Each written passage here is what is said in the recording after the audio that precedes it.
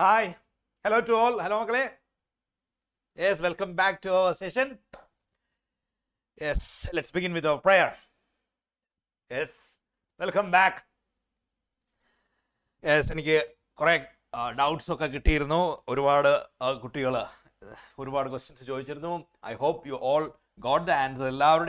എല്ലാവർക്കും ആൻസേഴ്സ് ഞാൻ കൊടുത്തിരുന്നു, റിപ്ലൈ കൊടുത്തിരുന്നു. എല്ലാവർക്കും കിട്ടിയിരുന്നു അല്ലേ? Of you all are happy with the answers. Doubts എല്ലാം ക്ലിയർ ചെയ്തിരുന്നു എന്ന് ഞാൻ കരുതിക്കോട്ടെ. എല്ലാവരുടെയും ഡൗട്ട്സ് എല്ലാം ക്ലിയർ ആയിട്ടില്ലേ?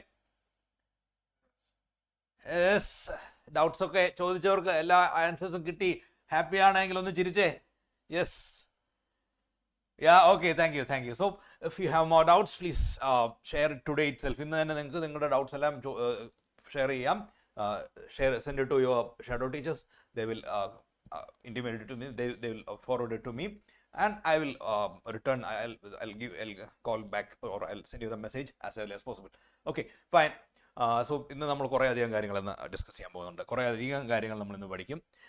ആൻഡ് നമ്മൾ ഹയർ വെയിറ്റേജ് ഉള്ള പോർഷൻസ് എല്ലാം നമ്മൾ കവർ ചെയ്ത് 50% മാർക്ക് വരുന്നതെല്ലാം നമ്മൾ ഇന്നലെ കവർ ചെയ്ത് വെച്ചിരിക്കുകയാണ്.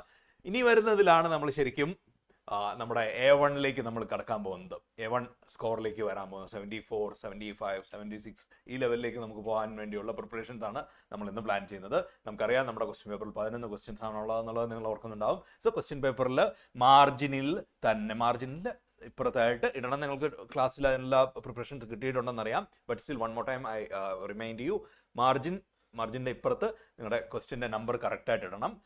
ക്വസ്റ്റ്യൻ നമ്പർ എന്ന് പറയുമ്പോൾ 7 കഴിഞ്ഞ് A ആണെങ്കിൽ 7A അങ്ങനെയുള്ള കാര്യങ്ങൾ, അല്ലെങ്കിൽ 7, 1, 2, 3 അങ്ങനെയുള്ള ഓപ്ഷൻസ് ആണെന്നുണ്ടെങ്കിൽ അത് കറക്റ്റായിട്ട് നമ്പർ ചെയ്യാനായിട്ട് ശ്രദ്ധിക്കണം കേട്ടോ. ഓക്കെ അല്ലേ? ക്ലിയർ അല്ലേ? Any doubts? No, fine. നമുക്ക് നമ്മുടെ ഗ്രാമർ പോർഷനിലേക്കാണ് നമ്മൾ ഇന്ന് കിടക്കാൻ പോകുന്നത്. Will start with models. മോഡൽസിനൊരു പ്രത്യേകതയുണ്ട്. വളരെ സിമ്പിളാണ്, വളരെ എളുപ്പമാണ് നമുക്ക് തോന്നും. അതുകൊണ്ട് തന്നെ നമ്മൾ പെട്ടെന്ന് ചാടിക്കയറി ആൻസർ എഴുതും. ബട്ട് അവിടെ ഒരു ചതിയുണ്ട് അല്ലേ? നമ്മുടെ മാർക്ക് കളയാനായിട്ട് നല്ല കഴിവുള്ള ഒരു പാർട്ടിയാണ് മോഡൽസ്. പിന്നെ ഞാൻ ഇന്നലെ പറഞ്ഞിരുന്നു, നിങ്ങൾ സെലക്ട് ചെയ്ത് വേണം ആദ്യത്തെ 10 എഴുതാനെന്ന്. തീർച്ചയായും നിങ്ങളുടെ 12 ചോദ്യങ്ങളുള്ളതിൽ 10 മാർക്ക് ആണ് നമുക്ക് കിട്ടുക. അതിൽ ഏറ്റവും കറക്റ്റാണെന്ന് നിങ്ങൾക്ക് തോന്നുന്നത് തന്നെ ആദ്യം 10 എഴുതാനായിട്ട് ശ്രമിക്കുക. ബാക്കി 2 കൂടെ അറ്റംപ്റ്റ് ചെയ്യുന്നതിൽ നോ ഇഷ്യൂസ്. നിങ്ങൾക്ക് തീർച്ചയായും അറ്റംപ്റ്റ് ചെയ്യുക തന്നെ ചെയ്യണം കേട്ടോ. 12 എഴുതുന്നതിൽ തെറ്റൊന്നുമില്ല. No issues. There is no negative marks. So you must attempt the 12. Okay, ആദ്യത്തെ 10 തീർച്ചയായും നിങ്ങൾക്ക് ഷുവർട്ടി ഉള്ള, ഉറപ്പായിട്ടും ശരിയാവുന്ന സാധ്യതയുള്ള തന്നെ എഴുതാൻ ശ്രമിക്കുക. And if you are very confident, don't attempt the other 2. Okay, നോക്കുന്ന ടീച്ചറിന് നല്ലൊരു ഇംപ്രഷൻ കിട്ടും നിങ്ങൾ 10 കറക്റ്റായിട്ട് എഴുതിയിട്ടുണ്ടെങ്കിൽ. ഓക്കെ, നിങ്ങളുടെ സാധ്യത to move on to A1 will be more. Okay, ആ 10 തന്നെ സെലക്ട് ചെയ്ത് 10 കറക്റ്റായിട്ട് എഴുതിയിട്ടുള്ള ഒരാളോട് തീർച്ചയായും കറക്റ്റ് ചെയ്യുന്ന ടീച്ചർക്ക് തോന്നും, ya, his paper, his confident, he or she is good student. Okay, in case you have doubt, attempt the other 2. Okay, നമ്മുടെ അതിൽ 12 10 സെലക്ട് ചെയ്ത് മാർക്ക് തരിക. Okay, fine. സോ ഏതായാലും നിങ്ങൾ ഏറ്റവും കോൺഫിഡൻ്റ് ആയിട്ടുള്ള 10 ആദ്യം എഴുതാൻ ശ്രമിക്കുക കേട്ടോ. ആൻഡ് ഗ്രാമർ അതിന് അഡിക്വേറ്റ് ആയിട്ടുള്ള ടൈം കൊടുത്ത് ക്വസ്റ്റ്യൻ 1, 2, 3 തവണ വായിച്ചു നോക്കി അതിൽ എന്ത് റൂളായിരിക്കാം വന്നിരിക്കുന്നതെന്ന് മനസ്സിലാക്കി തന്നെ എഴുതാൻ നോക്കുക. നോട്ട് ജസ്റ്റ് ഇൻറ്റ്യൂഷൻ, ഇതിങ്ങനെ ആയിരിക്കാം, ഇങ്ങനെ കേട്ടിട്ടുണ്ടായിരിക്കാം, മോസ്റ്റ് പ്രോബബ്ലി അത് തന്നെ ആയിരിക്കാം ശരിയെന്ന ഉത്തരം. പക്ഷേ അതിൻ്റെ ഒരു ഗ്രാമാറ്റിക്കൽ റൂൾ എന്താണെന്നുള്ളത് നിങ്ങൾക്ക് ഉറപ്പിക്കണം കേട്ടോ. ക്ലിയർ അല്ലേ? ഇത്രയും കാര്യങ്ങൾ ക്ലിയർ അല്ലേ? അപ്പോൾ നമ്മൾ ആദ്യം തന്നെ മോഡൽസിലേക്ക് കടക്കാൻ പോകുന്നത്. മോഡൽസ് എല്ലാവർക്കും അറിയാം എന്താണെന്ന് അല്ലേ? ഇറ്റ്സ് മോഡൽ ഓക്സിലറീസ് എന്ന് പറയും. Okay, fine. So here are the few models. നമ്മളത് വളരെ ബേസിക് ആയിട്ട് തന്നെ നമ്മൾ ഒന്ന് പെട്ടെന്ന് പറഞ്ഞു പോവുകയാണ്. ക്യാൻ ഉപയോഗിക്കുന്നത് ability, opportunity, permission, request. Informal സിറ്റുവേഷൻസിലാണ് റിക്വസ്റ്റ് ക്യാൻ ഉപയോഗിക്കാൻ പാടുള്ളൂ കേട്ടോ. നിങ്ങൾ സുഹൃത്തുക്കളോട് സംസാരിക്കുമ്പോഴൊക്കെ നമുക്ക് ക്യാൻ ഉപയോഗിക്കാം. ടീച്ചേഴ്സിനോടുള്ള അല്ലെങ്കിൽ അങ്ങനെയുള്ള ഫോർമൽ സിറ്റുവേഷൻസിൽ കുഡ് ആണ് ഉപയോഗിക്കുക. ഓക്കെ, അത് ഓർക്കുക. അത്തരം കാര്യങ്ങളിൽ മിസ്റ്റേക്ക് വരരുത്. ക്യാൻ ഉപയോഗിക്കുന്നത് റിക്വസ്റ്റ് ഇൻഫോർമൽ സിറ്റുവേഷൻസിലാണ്, ലൈക്ക് ഫ്രണ്ട്ലി ടോക്കിലൊക്കെയാണ് നമ്മൾ ക്യാൻ ഉപയോഗിക്കുന്നത്. കുഡ് ഉപയോഗിക്കുന്നത് കുറച്ചുകൂടെ റെസ്പെക്റ്റ് കൊടുത്തുകൊണ്ടുള്ള ടീച്ചേഴ്സ് അങ്ങനെയുള്ള ഫോർമൽ സിറ്റുവേഷൻസിലെല്ലാം നമ്മൾ കുഡ് ആണ് റിക്വസ്റ്റിന് വേണ്ടി ഉപയോഗിക്കുന്നത്. ഓക്കെ, പോസിബിലിറ്റി, അതിൻ്റെ എക്സ്പ്രസിങ് പോസിബിലിറ്റി അതിന് നമ്മൾ ക്യാൻ ഉപയോഗിക്കുന്നു. സം എക്സാമ്പിൾസ് അതെ, my friend can speak. Okay, ability, I can solve this problem, that's the opportunity. Then the permission, Raman can go outside, that's giving a permission. Okay, അവിടെ Raman can go out എന്ന് പറയുന്നത് ഒരു permission കൊടുക്കുന്നതാണ് അല്ലേ. Then informal situations, can I go to play, can I go to play. So അത് ഒരു നമുക്ക് mostly life situations ഒക്കെ തന്നിട്ടുള്ള ക്വസ്റ്റ്യൻസ് ആയിരിക്കും വരുന്നത്. അപ്പോൾ അവിടെ ക്യാൻ ആണോ കുഡ് ആണോ യൂസ് ചെയ്യേണ്ടതെന്നുള്ളത് നിങ്ങൾ ആലോചിച്ചിട്ട് ഉപയോഗിക്കുക. കാരണം if it's A formal case or formal situation like A class room situation ആണെങ്കിൽ അവിടെ ഒരിക്കലും ക്യാൻ ഉപയോഗിക്കും. ടീച്ചറിനോടൊക്കെയാണ് ഉപയോഗിക്കുന്നതെങ്കിൽ ക്യാൻ നമ്മൾ ഉപയോഗിക്കില്ല, കുഡ് എന്ന് ഉപയോഗിക്കുകയുള്ളൂ. Then expressing possibilities, accidents can take place anywhere that's possible. Okay, that's the degree of the probability of occurrence is high, that's why can. Okay, could വരുമ്പോൾ ആ പോസിബിലിറ്റി കുറച്ചുകൂടെ കുറയുന്നു. Okay, that's it, fine. Then couldലേക്ക് വരുമ്പോൾ could എവിടെയൊക്കെയാണ് ഉപയോഗിക്കുന്നത്? Uses past possibilities, then ability and power. Then permission, yes, that's more formal, polite request. Then more this possibilities, expressing possibilities. ഇത്തരം കേസുകളിലാണ് നമ്മൾ കുഡ് ഉപയോഗിക്കുന്നത്. Examples, Ritu could dance well when she was young. ഓർത്തിരിക്കുക, Ritu can dance അല്ല, Ritu could dance well when she was young. Past ആണല്ലേ. നേരത്തെ ഉണ്ടായിരുന്ന എബിലിറ്റിയെ കുറിച്ചായി ആയതുകൊണ്ടാണ് അവിടെ കുഡ് വന്നിരിക്കുന്നത്. Then could I rest here for a while, that's taking permission ആണ്. Okay, fine, I hope it's clear to you. Then polite request, yes, that's what I said. ഒരു ഫോർമൽ സിറ്റുവേഷനിലാണെങ്കിൽ, ടീച്ചേഴ്സിനോടാണെങ്കിൽ, അല്ലെങ്കിൽ നമ്മുടെ ഒരു ഒഫീഷ്യൽ സിറ്റുവേഷനിലൊക്കെ ആണെങ്കിൽ we prefer could rather than can. Could you come with me please? Okay, is it clear to you? Is it clear to you? Fine, hope it's clear. Then expressing possibility, mother could be in the kitchen, that's നമ്മൾ can പറഞ്ഞു പോസിബിലിറ്റിക്ക് വേണ്ടി.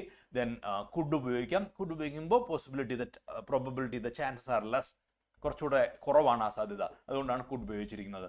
I could be present at the party. Hope it's clear to you all. Fine, moving to the next, that's just a minute. Will and would, will or would. Will you simple future time. Okay, Rita will sing a song, simple future നമ്മൾ will ഉപയോഗിക്കുന്നത്. Then willingness, promise, determination, I will come with you. Then we will support the artist. So അവിടെ the degree of that അതിനുള്ള സാധ്യതകൾ കൂടുതലാണല്ലേ. I will come with you, that's a willingness, that's it's like a determination or promise. അങ്ങനെയുള്ള കേസുകളിലൊക്കെയാണ് നമ്മൾ will ഉപയോഗിക്കുന്നത്. Suggestions and offers, will you go with me to the park? So that's an offer or suggestions ഒക്കെ വരുന്ന situations. Would you like some tea? Yeah, fine. Then the past habits, past habits നെ കുറിച്ച് പറയുമ്പോൾ would ഉപയോഗിക്കുന്നു. My brother would go to the market. Okay, fine. Then refusal, Soha wouldn't wake up early in the morning. Then simple future, then first person കൂടെ I shall take part in the painting competition. So that to this I shall take part in the competition. അവിടെ shall ഉപയോഗിച്ചിരിക്കുന്നത് this first person വന്നിരിക്കുന്നതുകൊണ്ടാണ്. Okay, if it's a the third person ആണ് എങ്കിൽ നമ്മൾ will ഉപയോഗിക്കും. The same situation, same ഏകദേശം equivalent ആണ്. Shall in case of first person we use shall, and third person we use will. Okay, so and interchangeably. Okay, അവിടെ നമ്മൾ I will എന്ന് പറയുമ്പോൾ അവിടെ അത് ഡിറ്റർമിനേഷൻ ആയി മാറുന്നു, അത് കൂടുതൽ സ്ട്രോങ് ആയിട്ട് പറയുന്നത്. ഓക്കെ, ഹി ഷാൽ എന്ന് പറയുമ്പോൾ ഇറ്റ്സ് അഗെയിൻ ഈ പറഞ്ഞതുപോലെ ഡിറ്റർമിനേഷൻ, അല്ലെങ്കിൽ അതൊരു നിർബന്ധ ബുദ്ധി അതിൽ വരുന്നുണ്ട്. Okay, and nowadays in this communication this will തന്നെയാണ് നമ്മൾ യൂസ് ചെയ്യാറ് കൂടുതലും. Okay, fine. Then commands, promise and threats, you shall arrive on time. Yes, that അവിടെ ഷാൽ ഉപയോഗിച്ചിരിക്കുന്നത് ദിസ് ത്രെറ്റ്സ്, കമാൻഡ്സ്, പ്രോമിസ്, അവിടെ that we are giving more importance to that. Okay, that's why we use shall there. Then interrogation, to know others with shall I fetch a doctor. Okay, fine. That's about this will, would and shall. Then should, duty and obligation, student should study well. So such statements are very common in our question paper. നമ്മുടെ question പേപ്പറിൽ സാധാരണ കാണാറുള്ള ഷുഡിൻ്റെ usage വളരെ സാധാരണയായിട്ട് കാണാറുണ്ട്. So the students should study well, അതെന്താണ് അർത്ഥമാക്കുന്നത്? It's A duty or obligation എന്ന അർത്ഥമാണ് അവിടെ ഷുഡ് കൊണ്ട് ഉപയോഗിക്കുന്നത്. മോഡൽസ് എന്ന് പറയുന്നത് മൊഡാലിറ്റിയാണ്. ദാറ്റ് മീൻസ് അഥവാ mood off the speaker. Okay, പറയുന്ന വ്യക്തിയുടെ മൂഡ് അല്ലെങ്കിൽ മൊഡാലിറ്റി അല്ലെങ്കിൽ ഒരു ആറ്റിറ്റ്യൂഡ്, അതിനെ ഡിനോട്ട് ചെയ്യുന്ന വാക്കുകളാണ് ഈ models. Okay, this students should study well. Okay, അവിടെ ഒരു ഡ്യൂട്ടി അല്ലെ ഒരു ഒബ്ലിഗേഷൻ എന്ന സെൻസിലാണ് അത് ഉപയോഗിച്ചിരിക്കുന്നത്. You should respect others opinion. Yes, again that's a duty or an obligation. Then advice, suggestions, inference. She should work sincerely. You should walk in fresh air every morning. Okay, so this in case of advice we use should. Then the negative purpose, walk should walk slow or lest you should fall. Okay, fine. Then suppositions, should you meet my father, tell him to send me 1,000 rupees. So this are not that common. അത്ര common ആയിട്ട് നമ്മുടെ question പേപ്പറിൽ കാണാറില്ല. Then assumptions, Shreya should be here by now. Yeah, this in case of assumptions also, that's clear. I hope this Shreya should be here by now. So hope it's clear to you. This the difference between shall, should, and will, would. Hope it's clear to you. Fine. I'll present it in a different way also. കുറച്ചുകൂടെ എളുപ്പത്തിൽ ഓർത്തിരിക്കാൻ പറ്റുന്ന രീതിയിൽ ഞാനിത് present ചെയ്യാം. Fine. ഇത് എല്ലാം വളരെ ഡീറ്റെയിൽഡ് ആയിട്ട് ഞാനൊന്ന് നിങ്ങളുടെ മുന്നിൽ അവതരിപ്പിക്കുകയാണ്. Then may this permission, may I come in? Yes, may and may ഉപയോഗിക്കുന്നത്. Yes, it's formal situations you are taking permission, may. Then possibility, he may be late for the office. Then duty, uncertainty. Okay, the little boy may not run fast. May God bless you. That's a wish. May you live long. Again, a wish. So this type of usage for wish കൊടുക്കുന്നതിനുള്ള may ഉപയോഗിക്കുന്നത് പലപ്പോഴും നമ്മുടെ question പേപ്പറിൽ കണ്ടിട്ടുണ്ട്. Then purpose, we work hard so that we may get good marks. Then negative and interrogatives, the Gus may not come today. Okay, so these are the usage of may. Okay, hope it's clear to you all. Fine. Then some important things that you should remember about the usage of modal auxiliaries. One, first of all, you should identify the meaning first. This അതായത് എന്താണ് പറയുന്ന വ്യക്തി ഉദ്ദേശിക്കുന്നത്, അത് ആ വ്യക്തിയുടെ attitude എന്താണ്, സംസാരിക്കുമ്പോൾ എന്താണ് അയാൾ അർത്ഥമാക്കുന്നതെന്ന് സെന്റൻസ് വായിച്ചു നോക്കി ആ കോണ്ടെക്സ്റ്റിൽ നിന്ന് ആദ്യം മനസ്സിലാക്കാൻ ശ്രമിക്കുക. അതിനനുസരിച്ച് മോഡൽ ഉപയോഗിക്കുക. Okay, that's very important. Then check tone, polite or strong. That's very important about selecting the correct option. Fine. Use base verb always. എന്താണത്? മോഡൽസിൻ്റെ കൂടെ നമ്മൾ എപ്പോഴും ബേസ് ഫോം ഓഫ് ദ വെർബേ ഉപയോഗിക്കുകയുള്ളൂ. എറർ കറക്ഷൻസിലൊക്കെ പലപ്പോഴും കിട്ടാറുണ്ടത് ബേസ് ഫോം മാത്രമേ നമ്മൾ മോഡൽസിൻ്റെ കൂടെ ഉപയോഗിക്കൂ. ടു, നിങ്ങൾക്ക് എല്ലാവർക്കും അറിയാം അല്ലേ, ടു പ്ലസ് പ്ലേ അല്ലെങ്കിൽ വെർബിൻ്റെ ബേസ് ഫോം മാത്രമേ നമ്മൾ to, okay, to plus base form of the verb മാത്രമേ ഉപയോഗിക്കുകയുള്ളൂ. അതുപോലെ മോഡൽ ഓക്സിലറീസിൻ്റെ കൂടെയും നമ്മൾ base form of the verb മാത്രമേ ഉപയോഗിക്കുകയുള്ളൂ. ക്ലിയർ അല്ലേ? ഓക്കെ. ദെൻ ടു മറ്റ് ഒരു ഓക്സിലറിയുടെയും കൂടെ, മോഡൽ ഓക്സിലറിയുടെയും കൂടെ ഉപയോഗിക്കില്ല except ought to. Ought to എപ്പോഴും ഓട്ട് ടു എന്ന് തന്നെയാണ് ഉപയോഗിക്കേണ്ടത്. Ought plus to, never remove to. Okay, ഇത്രയും പോയിന്റുകൾ വളരെ ബേസിക് ആയിട്ട് ഓർത്തിരിക്കുക. പലപ്പോഴും നമ്മുടെ ക്വസ്റ്റ്യൻ പേപ്പറിൽ ഇതുമായിട്ട് റിലേറ്റഡ് ആയിട്ടുള്ള ക്വസ്റ്റ്യൻ തന്നെയായിരിക്കും വരുന്നത്. ഓക്കെ, ഈ 4 പോയിന്റ് ആണ് നമ്മുടെ ക്വസ്റ്റ്യൻ പേപ്പറിൽ പലപ്പോഴും നമുക്ക് ഏറ്റവും ആവശ്യമായിട്ട് ഓർത്തിരിക്കേണ്ട കാര്യങ്ങൾ. Okay, hope it's clear to you all. Fine. ഈ ഒരു പോയിന്റ്, ഈ ഒരു സ്ലൈഡ് നിങ്ങൾ ഒന്ന് പെട്ടെന്ന് ഓർമ്മയിലേക്ക് കൊണ്ടുവരുന്നത് വളരെ നല്ലതാണ്. Like functions and the use of the models. Okay, ability കാണിക്കാനായിട്ട് ക്യാൻ അല്ലെങ്കിൽ കുഡ് നമുക്ക് ഉപയോഗിക്കാറുണ്ട്. അത് സ്പീക്കറുടെ ടോൺ അനുസരിച്ചാണ് അല്ലേ. ക്യാൻ ഉപയോഗിക്കുന്നത് പ്രസന്റ് എബിലിറ്റിക്കാണ്, കുഡ് ഉപയോഗിക്കുന്നത് പാസ്റ്റ് എബിലിറ്റിക്കാണ്, അത് മറക്കരുത്. Then permission, can or may ഉപയോഗിക്കാം. ഓക്കെ, പെർമിഷന് വേണ്ടി. ഇപ്പോൾ മേ ആണെങ്കിൽ അത് കൂടുതൽ ഫോർമൽ ആകുന്നു. ഓക്കെ, ദെൻ ക്യാൻ ഉപയോഗിക്കുന്നത് എപ്പോഴാണ്? ഇൻഫോർമൽ സിറ്റുവേഷൻസിലാണ്, അത് ഓർക്കുക. ദെൻ അഡ്വൈസ്, ഷുഡ് ഓർ അല്ലെങ്കിൽ ഓട്ട് ടു ഉപയോഗിക്കാം അഡ്വൈസ് കൊടുക്കാനായിട്ട്. Then obligation, that we use must. Then possibility, may, might, could അല്ലേ. പോസിബിലിറ്റിക്ക് മേ, മൈറ്റ്, കുഡ് ഈ 3 എണ്ണം ഉണ്ട്. May, then the request, could and would are there. Then promise, will is used. Okay, ഇത്രയും കാര്യങ്ങൾ ഓർമ്മയിൽ ഇരിക്കുന്നത് വളരെ നല്ലതാണ്. സോ ഇതിൽ ഏത് സ്പീക്കറുടെ ഉദ്ദേശം എന്താണെന്നുള്ളത് ഉറപ്പിക്കുക, എന്നിട്ട് നമ്മുടെ സ്യൂട്ടബിൾ ആയിട്ടുള്ള ഓപ്ഷൻ ഉപയോഗിക്കുക. ക്ലിയർ അല്ലേ? Hope it's clear to you all. Fine. Then moving to the next, then main features of model again. No S, ES, ED, ING forms. Okay, main verbിൻ്റെ മോഡൽസിന് ഈ ഫോംസ് ഒന്നും ഇല്ല എന്ന് നിങ്ങൾക്കെല്ലാം അറിയാം. അതുപോലെ തന്നെ മെയിൻ വെർബ്, അതിൻ്റെ കൂടെ ഉപയോഗിക്കുന്ന മെയിൻ വെർബിനും ഇത്തരം ഫോംസ് ഒന്നും നമ്മൾ ഉപയോഗിക്കില്ല. ബേസ് ഫോം മാത്രമേ ഇതിൻ്റെ കൂടെ ഉപയോഗിക്കുകയുള്ളൂ. Followed by base verb, not to, except ought, except ought to. Okay, to forms ഉപയോഗിക്കില്ല, എക്സെപ്റ്റ് ഓട്ട് ടു. ഓട്ടുവിൻ്റെ കൂടെ അല്ലാതെ മറ്റൊന്നിൻ്റെയും കൂടെ നമ്മൾ ടു ഫോംസും ഉപയോഗിക്കില്ല. Then do not change with subject, എല്ലാവർക്കും അറിയാം സബ്ജക്റ്റിൻ്റെ അനുസരിച്ച് മാറുകയില്ല. Then negative form add not. Okay, ഇത്രയും കാര്യങ്ങൾ ഓർത്തിരിക്കുക. ക്ലിയർ അല്ലേ? Now once again, can uses ability, permission, possibility. ഇതിൽ ഒക്കെയാണ് നമ്മൾ ക്യാൻ ഉപയോഗിക്കുന്നത്, നമ്മൾ ഓൾറെഡി കണ്ടു കഴിഞ്ഞു. Hope it's clear to you all. Then example, she can solve this problem, that's an ability. You can go now, that's a permission. It can rain today, that's a possibility. Hope it's clear to you all. Any doubts? Fine. If you have doubts, please text it, message it to your shadow teacher. I'll clear your doubts. Okay, fine. Then good. Uses past abilities, polite request, weak possibility. Then example, he could run fast when he was young. Could you help me? This plan could fail.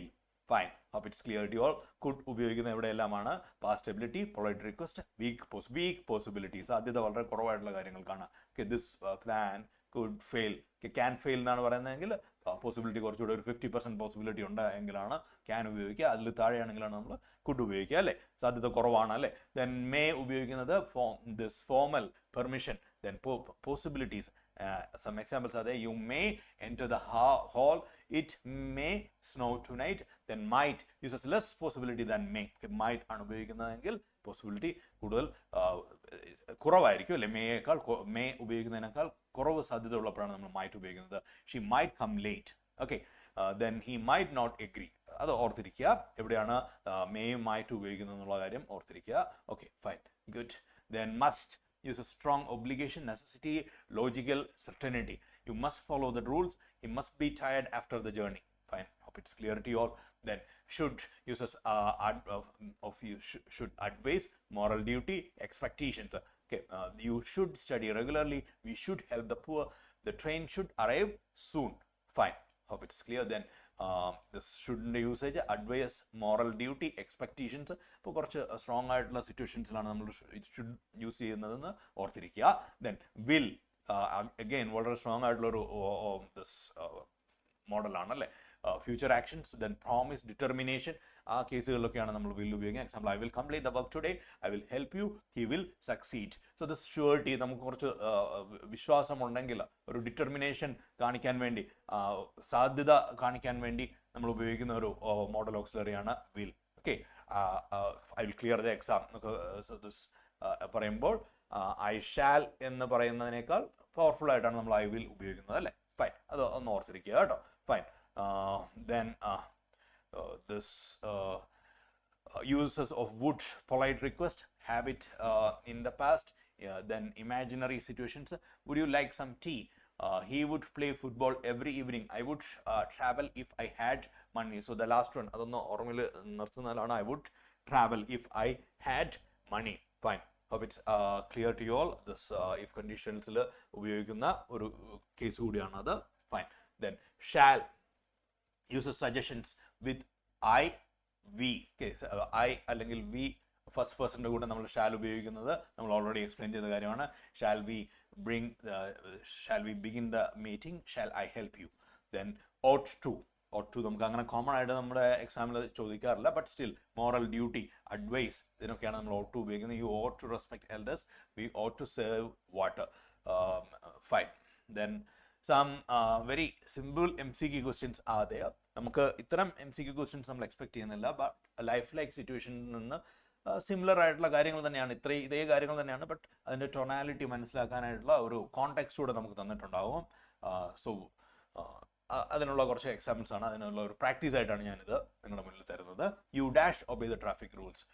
Yes, you must obey the traffic rule. So ഇങ്ങനെ ഒരു question വന്നു കഴിഞ്ഞാൽ അതിൽ സംശയം തോന്നരുത്. May വേണോ, can വേണോ, must വേണോ, കുഡ് വേണോ, അത് അവിടെ സെൻറ്റൻസ് വായിച്ചു കഴിയുമ്പോൾ നമുക്ക് എന്താണ് അവിടെ അർത്ഥമാക്കുന്നതെന്ന്, ഏത് ടോണിലാണ് അത് പറയുന്നതെന്ന് മനസ്സിലാക്കാൻ കഴിയണം, അല്ലേ? You dash obey the traffic rule, so that's must. Okay, fine. Then she dash speak 3 languages fluently. Okay, may, can, should, must. Again ഇവിടെയും എന്താണ് അർത്ഥമാക്കുന്നത്? ക്യാൻ, എബിലിറ്റിയാണ്, പ്രസൻറ്റ് എബിലിറ്റിയെ കുറിച്ചാണ് സംസാരിക്കുന്നത്, അല്ലേ? Fine. then dash I come in. Okay, so അവിടെ sir, okay, can, must, shall, need, അവിടെ മറ്റ് options ഒന്നുമില്ല, അതുകൊണ്ട് നമുക്ക് can സെലക്ട് ചെയ്യാം. Okay, okay, fine. So this is I hope it's clear to you. Then he looks tired. He dash have worked all night. Okay, so this again അതും വളരെ confusing ആയിട്ടുള്ള options അല്ല തന്നിരിക്കുന്നത്. Must ആണ്. Must have worked all night. Okay, fine. Hope it's clear to you all. Fine. Then next one, you dash eat too much junk food. So this yes, only one negative option is there. So it's very easy. Should not. Okay, you should not eat too much junk food. Fine. Hope it's clear to you all. So then അതും അവിടെ ആ tone, ഏത് ടോണിലാണ് സംസാരിക്കുന്നതെന്ന് നമ്മൾ identify ചെയ്തിട്ട് വേണം choose ചെയ്യാൻ. Must ആണോ, ഷുഡ് ആണോ, ക്യാൻ ആണോ, മേ ആണോ എന്ന് സംസാരിക്കുന്ന ടോൺ എന്താണെന്ന് ഐഡൻറ്റിഫൈ ചെയ്യുക. സ്പീക്കറുടെ ആറ്റിറ്റ്യൂഡ് എന്താണെന്ന് ഐഡൻറ്റിഫൈ ചെയ്യുക. എന്നിട്ട് വേണം ആൻസറിലേക്ക് പോകുവാനായിട്ട്. Then she dash finish the work before evening. She will, okay, she need no or can, yeah, that's also our confusion. Can finish the work before evening. She will finish the work before evening. അത് കോണ്ടെക്സ്റ്റിൽ ഏത് കോണ്ടെക്സ്റ്റിലാണ് ചോദിക്കുന്നത് എന്നുള്ളതിനനുസരിച്ച് correct ആയിട്ടുള്ള option select ചെയ്യുക. Fine. Then we go for a walk in the evening. Yes, sorry, dash we go for a walk in the evening. So it's again very simple, I think. Shall, okay, shall we go for a walk in the evening? Yeah. Then that's an interrogation also, so it's very simple. Then question number 8, he dash solved the sum when he was in class 5. Yeah, അതിൽ സംശയമൊന്നുമില്ല അല്ലേ, ഒരു past കാര്യത്തെക്കുറിച്ചാണ് പറയുന്നത്. he could. Hope it's clear to you all.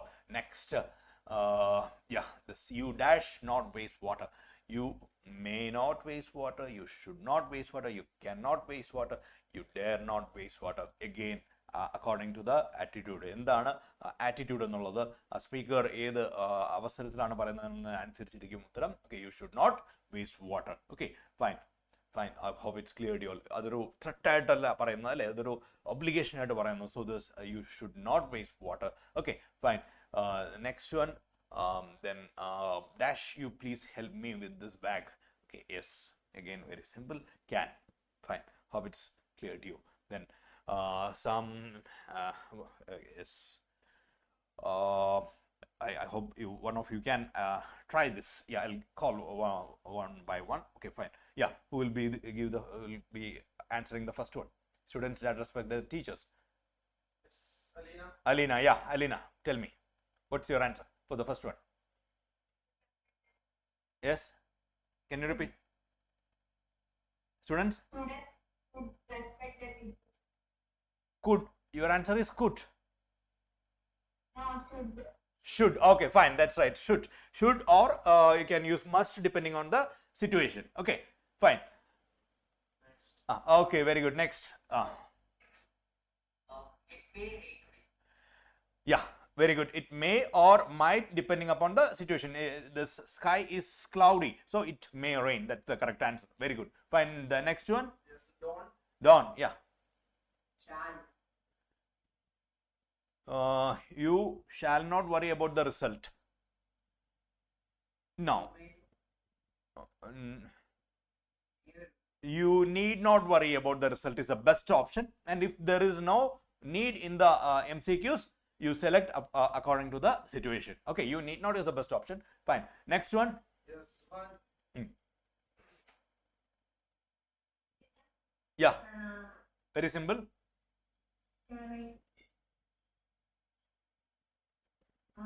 Can. I help you with your homework. Can I help you with your homework? It's better to use shall I help you with your homework, isn't it? Shall ആണ് അവിടെ correct option കേട്ടോ. Yes. Shall I help you with your homework? I hope it's clear to you all. നമ്മൾ already discuss ചെയ്താണ് shall വരുന്നത് ഇത്തരം സിറ്റുവേഷൻസിൽ അല്ലേ. Fine. Hope the last one. Yes, other. Could. അതിൽ സംശയമൊന്നുമില്ല അല്ലേ, പാസ്റ്റ് എബിലിറ്റി ആണ്, കുഡ് ആണ്, no doubt. Fine. Hope it's clear to all. The answer is fine. Hope that's clear to you all. So that's about മോഡൽസിനെ കുറിച്ച് വളരെ basic ആയിട്ട് നമ്മൾ അറിഞ്ഞിരിക്കേണ്ട ചെറുപ്പത്തിൽ തന്നെ നമ്മൾ പഠിച്ചിട്ടുള്ള കാര്യങ്ങളാണ്. പെട്ടെന്ന് പരീക്ഷയുടെ തലേന്ന് ഓർക്കാൻ വേണ്ടി എല്ലാ കാര്യങ്ങളും ഞാൻ ഒന്നുകൂടെ നിങ്ങളുടെ മുന്നിൽ അവതരിപ്പിച്ചതാണ്. നിങ്ങൾക്ക് എല്ലാവർക്കും അറിയാവുന്ന കാര്യങ്ങൾ തന്നെയാണ്. അപ്പോൾ ഇത് ഒരു ഫോക്കസ്ഡ് ആയിട്ട് ആ സിറ്റുവേഷൻ എന്താണെന്ന് ആദ്യം മനസ്സിലാക്കുക. ഏത് സിറ്റുവേഷനിലാണ് ഈ മോഡൽ ഉപയോഗിക്കേണ്ടത്, ടോൺ ഓഫ് ദ സ്പീക്കർ അത് ഐഡൻറ്റിഫൈ ചെയ്യാൻ നോക്കുക ആ സെൻറ്റൻസിൽ നിന്ന്. എന്നിട്ട് കറക്റ്റ് ആയിട്ടുള്ള ഓപ്ഷൻസിലേക്ക് പോവുക. ക്ലിയർ അല്ലേ? ഫൈൻ. അപ്പോൾ ഇതിലെ ഏറ്റവും വലിയ പ്രശ്നം എന്ന് പറയുന്നത് നമ്മൾ പെട്ടെന്ന് മോഡൽസ് അല്ലേ, നമുക്ക് തെറ്റില്ല, നമുക്ക് ആദ്യം തന്നെ വായിക്കുമ്പോൾ തന്നെ ഒരു ഓപ്ഷൻ നമ്മുടെ മനസ്സിലേക്ക് ചിലപ്പോൾ വന്നെന്ന് വരും. മോസ്റ്റ് പ്രോബബ്ലി അത് ശരിയായിരിക്കാം, കാരണം നമ്മളിത് പലപ്പോഴും കേൾക്കുന്നതാണല്ലോ അല്ലേ. അതുകൊണ്ട് മോസ്റ്റ് പ്രോബബ്ലി നമുക്ക് ആദ്യം തന്നെ കിട്ടുന്നത് ഒരു പക്ഷേ ശരിയായിരിക്കാം. ബട്ട് എന്നിരുന്നാലും ഒന്നുകൂടെ നോക്കുക, ആ കോണ്ടെക്സ്റ്റ് ഒന്ന് കറക്റ്റായിട്ട് ഇൻ്റർപ്രിറ്റ് ചെയ്ത് നോക്കുക കേട്ടോ. എന്നിട്ട് മാത്രം ആൻസറിലേക്ക് പോവുക. Fine. Hope it's clear. That's what I said already. നമുക്ക് 12 ചോദ്യങ്ങളുണ്ട്, അതിൽ 10 എണ്ണം മാത്രമാണ് നമുക്ക് മാർക്ക് തരുന്നത്. അതുകൊണ്ട് നന്നായിട്ട് ആലോചിച്ച് തന്നെ ആദ്യത്തെ 10 എണ്ണം എഴുതുക. പിന്നെ 2 എണ്ണം കൂടെ അറ്റൻഡ് ചെയ്യുന്നതിൽ തെറ്റൊന്നുമില്ല. No issues in that. There is no problem in attending that. And അതിൽ നിങ്ങൾക്ക് കറക്റ്റ് ഉണ്ടെങ്കിൽ അതും ആഡ് ചെയ്ത് കിട്ടും നമുക്ക് കേട്ടോ. ഫൈൻ. ആദ്യത്തെ 10 എണ്ണത്തിൽ ഏതെങ്കിലും തെറ്റുകയാണ്, ബാക്കി 2 എണ്ണത്തിൽ ശരിയുണ്ടെങ്കിൽ അത് ആഡ് ചെയ്ത് കിട്ടും. That's okay. Fine. But the confidence students will leave that two and attempt only 10. Fine. Easy. ഏറ്റവും എളുപ്പമുള്ള 10 എണ്ണം അറ്റൻഡ് ചെയ്യുകയും ബാക്കി 2 എണ്ണം വിട്ടുകളയും ചെയ്യും. ഓക്കെ. ഏറ്റവും കോൺഫിഡൻസ് ഉള്ളവർ നിങ്ങളെല്ലാവരും അങ്ങനെ തന്നെ ആയിരിക്കണമെന്ന് ഞാൻ നിർബന്ധം പിടിക്കുന്നില്ല. ഓക്കെ. ഫൈൻ. ഗുഡ്. ഫൈൻ. നമുക്കിനി പതുക്കെ നമുക്ക് ടെൻസസിലേക്ക് കിടക്കാം. നമ്മുടെ മോഡൽസ് എന്ന് പറയുന്ന ഒരു ഇമ്പോർട്ടൻ്റ് ആയിട്ടുള്ളൊരു പോർഷൻ നമ്മൾ ഏകദേശം കവർ ചെയ്ത് വിട്ടിട്ടുണ്ട്. അതിലെ പ്രധാനപ്പെട്ട കാര്യങ്ങളൊക്കെ കവർ ചെയ്ത് വിട്ടിട്ടുണ്ട്. നിങ്ങൾ ഇനി കൂടുതൽ ക്വസ്റ്റ്യൻ പേപ്പർ അടുത്ത ദിവസങ്ങളിൽ കാണുമ്പോൾ അവിടെ എവിടെയെങ്കിലും എന്തെങ്കിലും ഡൗട്ട്സ് ഉണ്ടെങ്കിൽ just forward it to the shadow teacher. I will respond to you. I'll give you the answers. Okay. നിങ്ങൾക്ക് ഓൾറെഡി കഴിഞ്ഞ ദിവസങ്ങളിൽ ധാരാളം ക്വസ്റ്റ്യൻസ് എനിക്ക് കിട്ടിയിരുന്നു. ഞാൻ പരമാവധി എല്ലാം തന്നെ ആൻസർ ചെയ്യണമെന്ന് ഞാൻ കരുതുന്നു. ആർക്കെങ്കിലും വിട്ടുപോയിട്ടുണ്ടെങ്കിൽ ജസ്റ്റ് അതിനെ ഒന്ന് ഓർമ്മിപ്പിച്ചോളൂ, ഞാനത് തീർച്ചയായും ആൻസർ ചെയ്യുന്നതാണ്. Okay. Fine. Moving to the tenses. Fine. Tenses. ടെൻസസിനെ കുറിച്ച് പറയുമ്പോൾ നമ്മൾ എക്സ്പെക്ട് ചെയ്യുന്നത് 2 to 3 മാർക്സ് നമുക്ക് ടെൻസസിൽ നിന്ന് വരും, ഇൻക്ലൂഡിങ് കോൺകോർഡ് വരുന്നുണ്ട് ടെൻസസിൻ്റെ ഭാഗമായിട്ട്. Then form of verbs, then of course reported സ്പീച്ചിൽ നമ്മൾ ടെൻസസിൻ്റെ കാര്യങ്ങൾ നോക്കുന്നുണ്ട്. അങ്ങനെ 3-4 മാർക്സിൻ്റെ ഒരു കാര്യങ്ങൾ നമ്മുടെ ടെൻസസിൽ നിന്ന് വരുന്നുണ്ട്. സോ ടെൻസസ് എന്താണെന്നുള്ളത് വളരെ ബേസിക് ആയിട്ടുള്ള കാര്യങ്ങൾ തൊട്ട് ഞാനിവിടെ പ്രസൻറ്റ് ചെയ്യുന്നുണ്ട് നിങ്ങളുടെ മുന്നിൽ. ഫൈൻ. ഓക്കെ.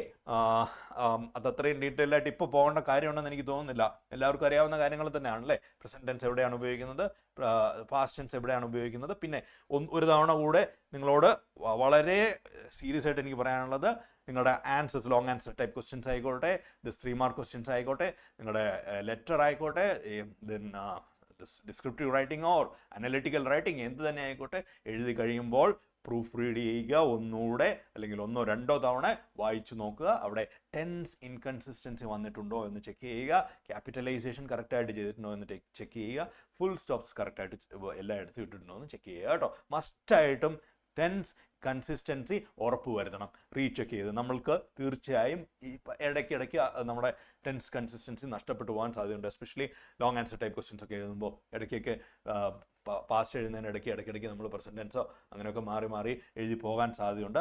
അത് ഒഴിവാക്കേണ്ടതുണ്ട് കേട്ടോ. അത് വരരുത്, അത് സംഭവിക്കരുത്. അത് സംഭവിച്ചാൽ നമ്മുടെ മാർക്ക് കുറഞ്ഞു പോകും. അതുകൊണ്ട് ടെൻസസ് വളരെ ഇമ്പോർട്ടൻ്റ് ആണ്. നമ്മുടെ എല്ലാ ചോദ്യങ്ങൾക്കും, നമ്മുടെ ടോട്ടൽ പെർഫോമൻസിൽ ടെൻസസ് എന്ന് പറയുന്നത് വളരെ ഇമ്പോർട്ടൻ്റ് ആയിട്ടുള്ള ഒരു കാര്യമാണ്. അതുകൊണ്ടാണ് ഞാൻ ആദ്യം തൊട്ടുള്ള കാര്യങ്ങളിലൂടെ ഒന്ന് പ്രസൻറ്റ് ചെയ്യുന്നത്. Present tense. അപ്പോൾ I am playing, we are in playing, are they playing, how are they playing. So this ing form of the verb, this continuous form ആണ് അല്ലേ ഇവിടെ ഉപയോഗിച്ചിരിക്കുന്നതെല്ലാം. ഓക്കെ. പ്രസന്റ് ടെൻസിൽ all this sentence are in present tense. Present tense comprises simple present, present continuous, present perfect, perfect continuous tense. എല്ലാവർക്കും അറിയാവുന്ന കാര്യങ്ങളാണ്.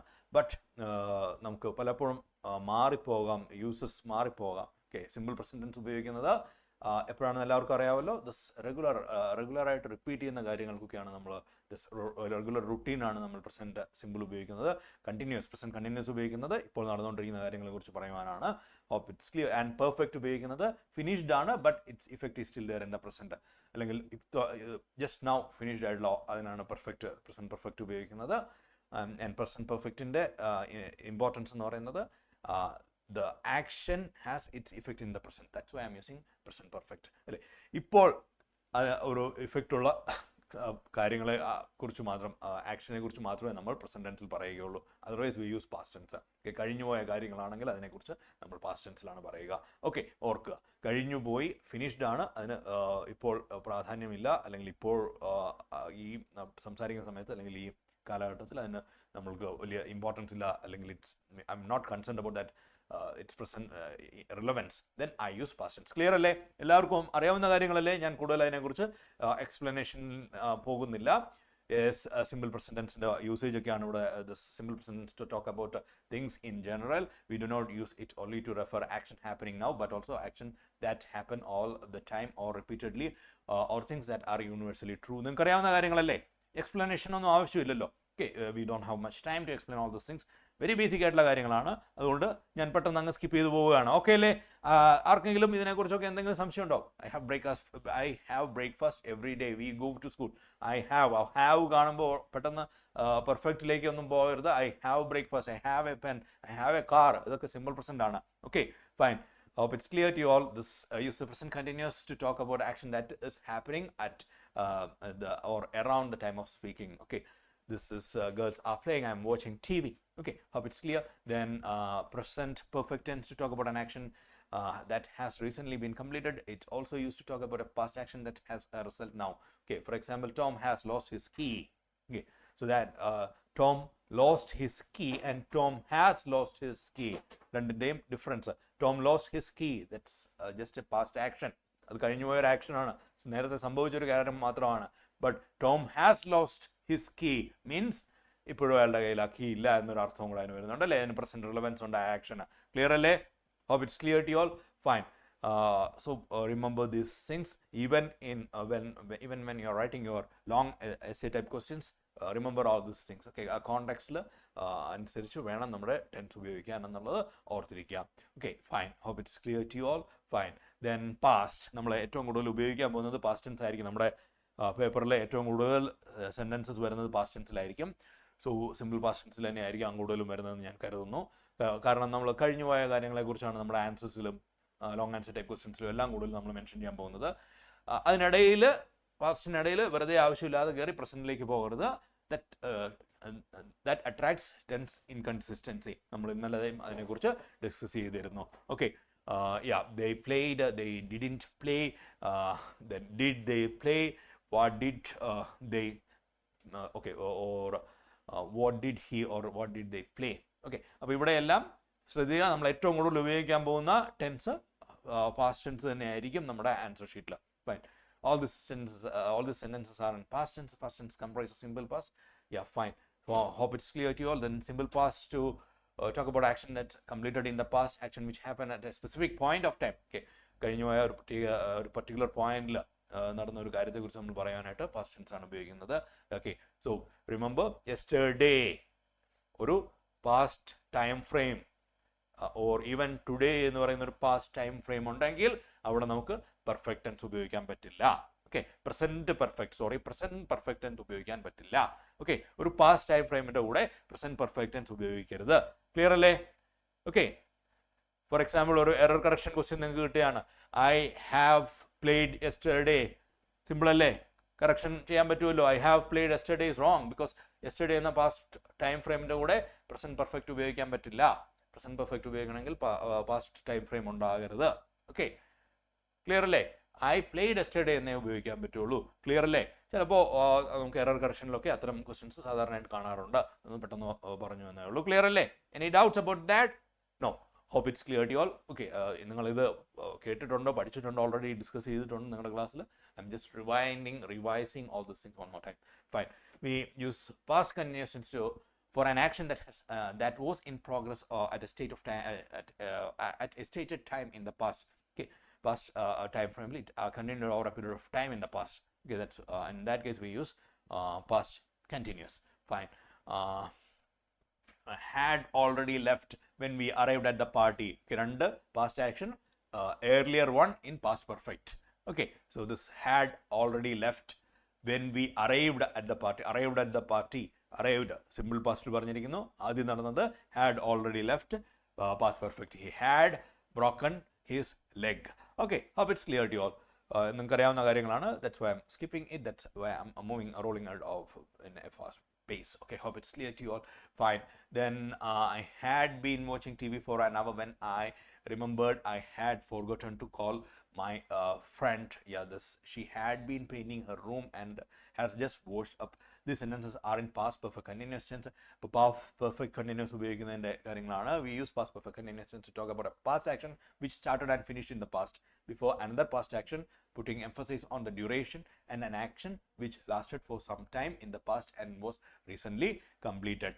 Okay, പാസ്റ്റിൽ കുറച്ച് നേരം നടന്നുകൊണ്ടിരുന്നു, മറ്റൊരു ആക്ഷന് മുമ്പ് കുറച്ച് നേരം ഇത് കണ്ടിന്യൂ ചെയ്തുകൊണ്ടിരുന്ന ഒരു ആക്ഷനാണെന്ന് ആ കണ്ടിന്യൂറ്റിക്ക് എംഫസിസ് കൊടുക്കാൻ വേണ്ടിയാണ്, പ്രാധാന്യം കൊടുക്കാൻ വേണ്ടിയാണ് ദിസ് പാസ്റ്റ് പെർഫെക്റ്റ് കണ്ടിന്യൂസ് ഒക്കെ ഉപയോഗിക്കുന്നത്.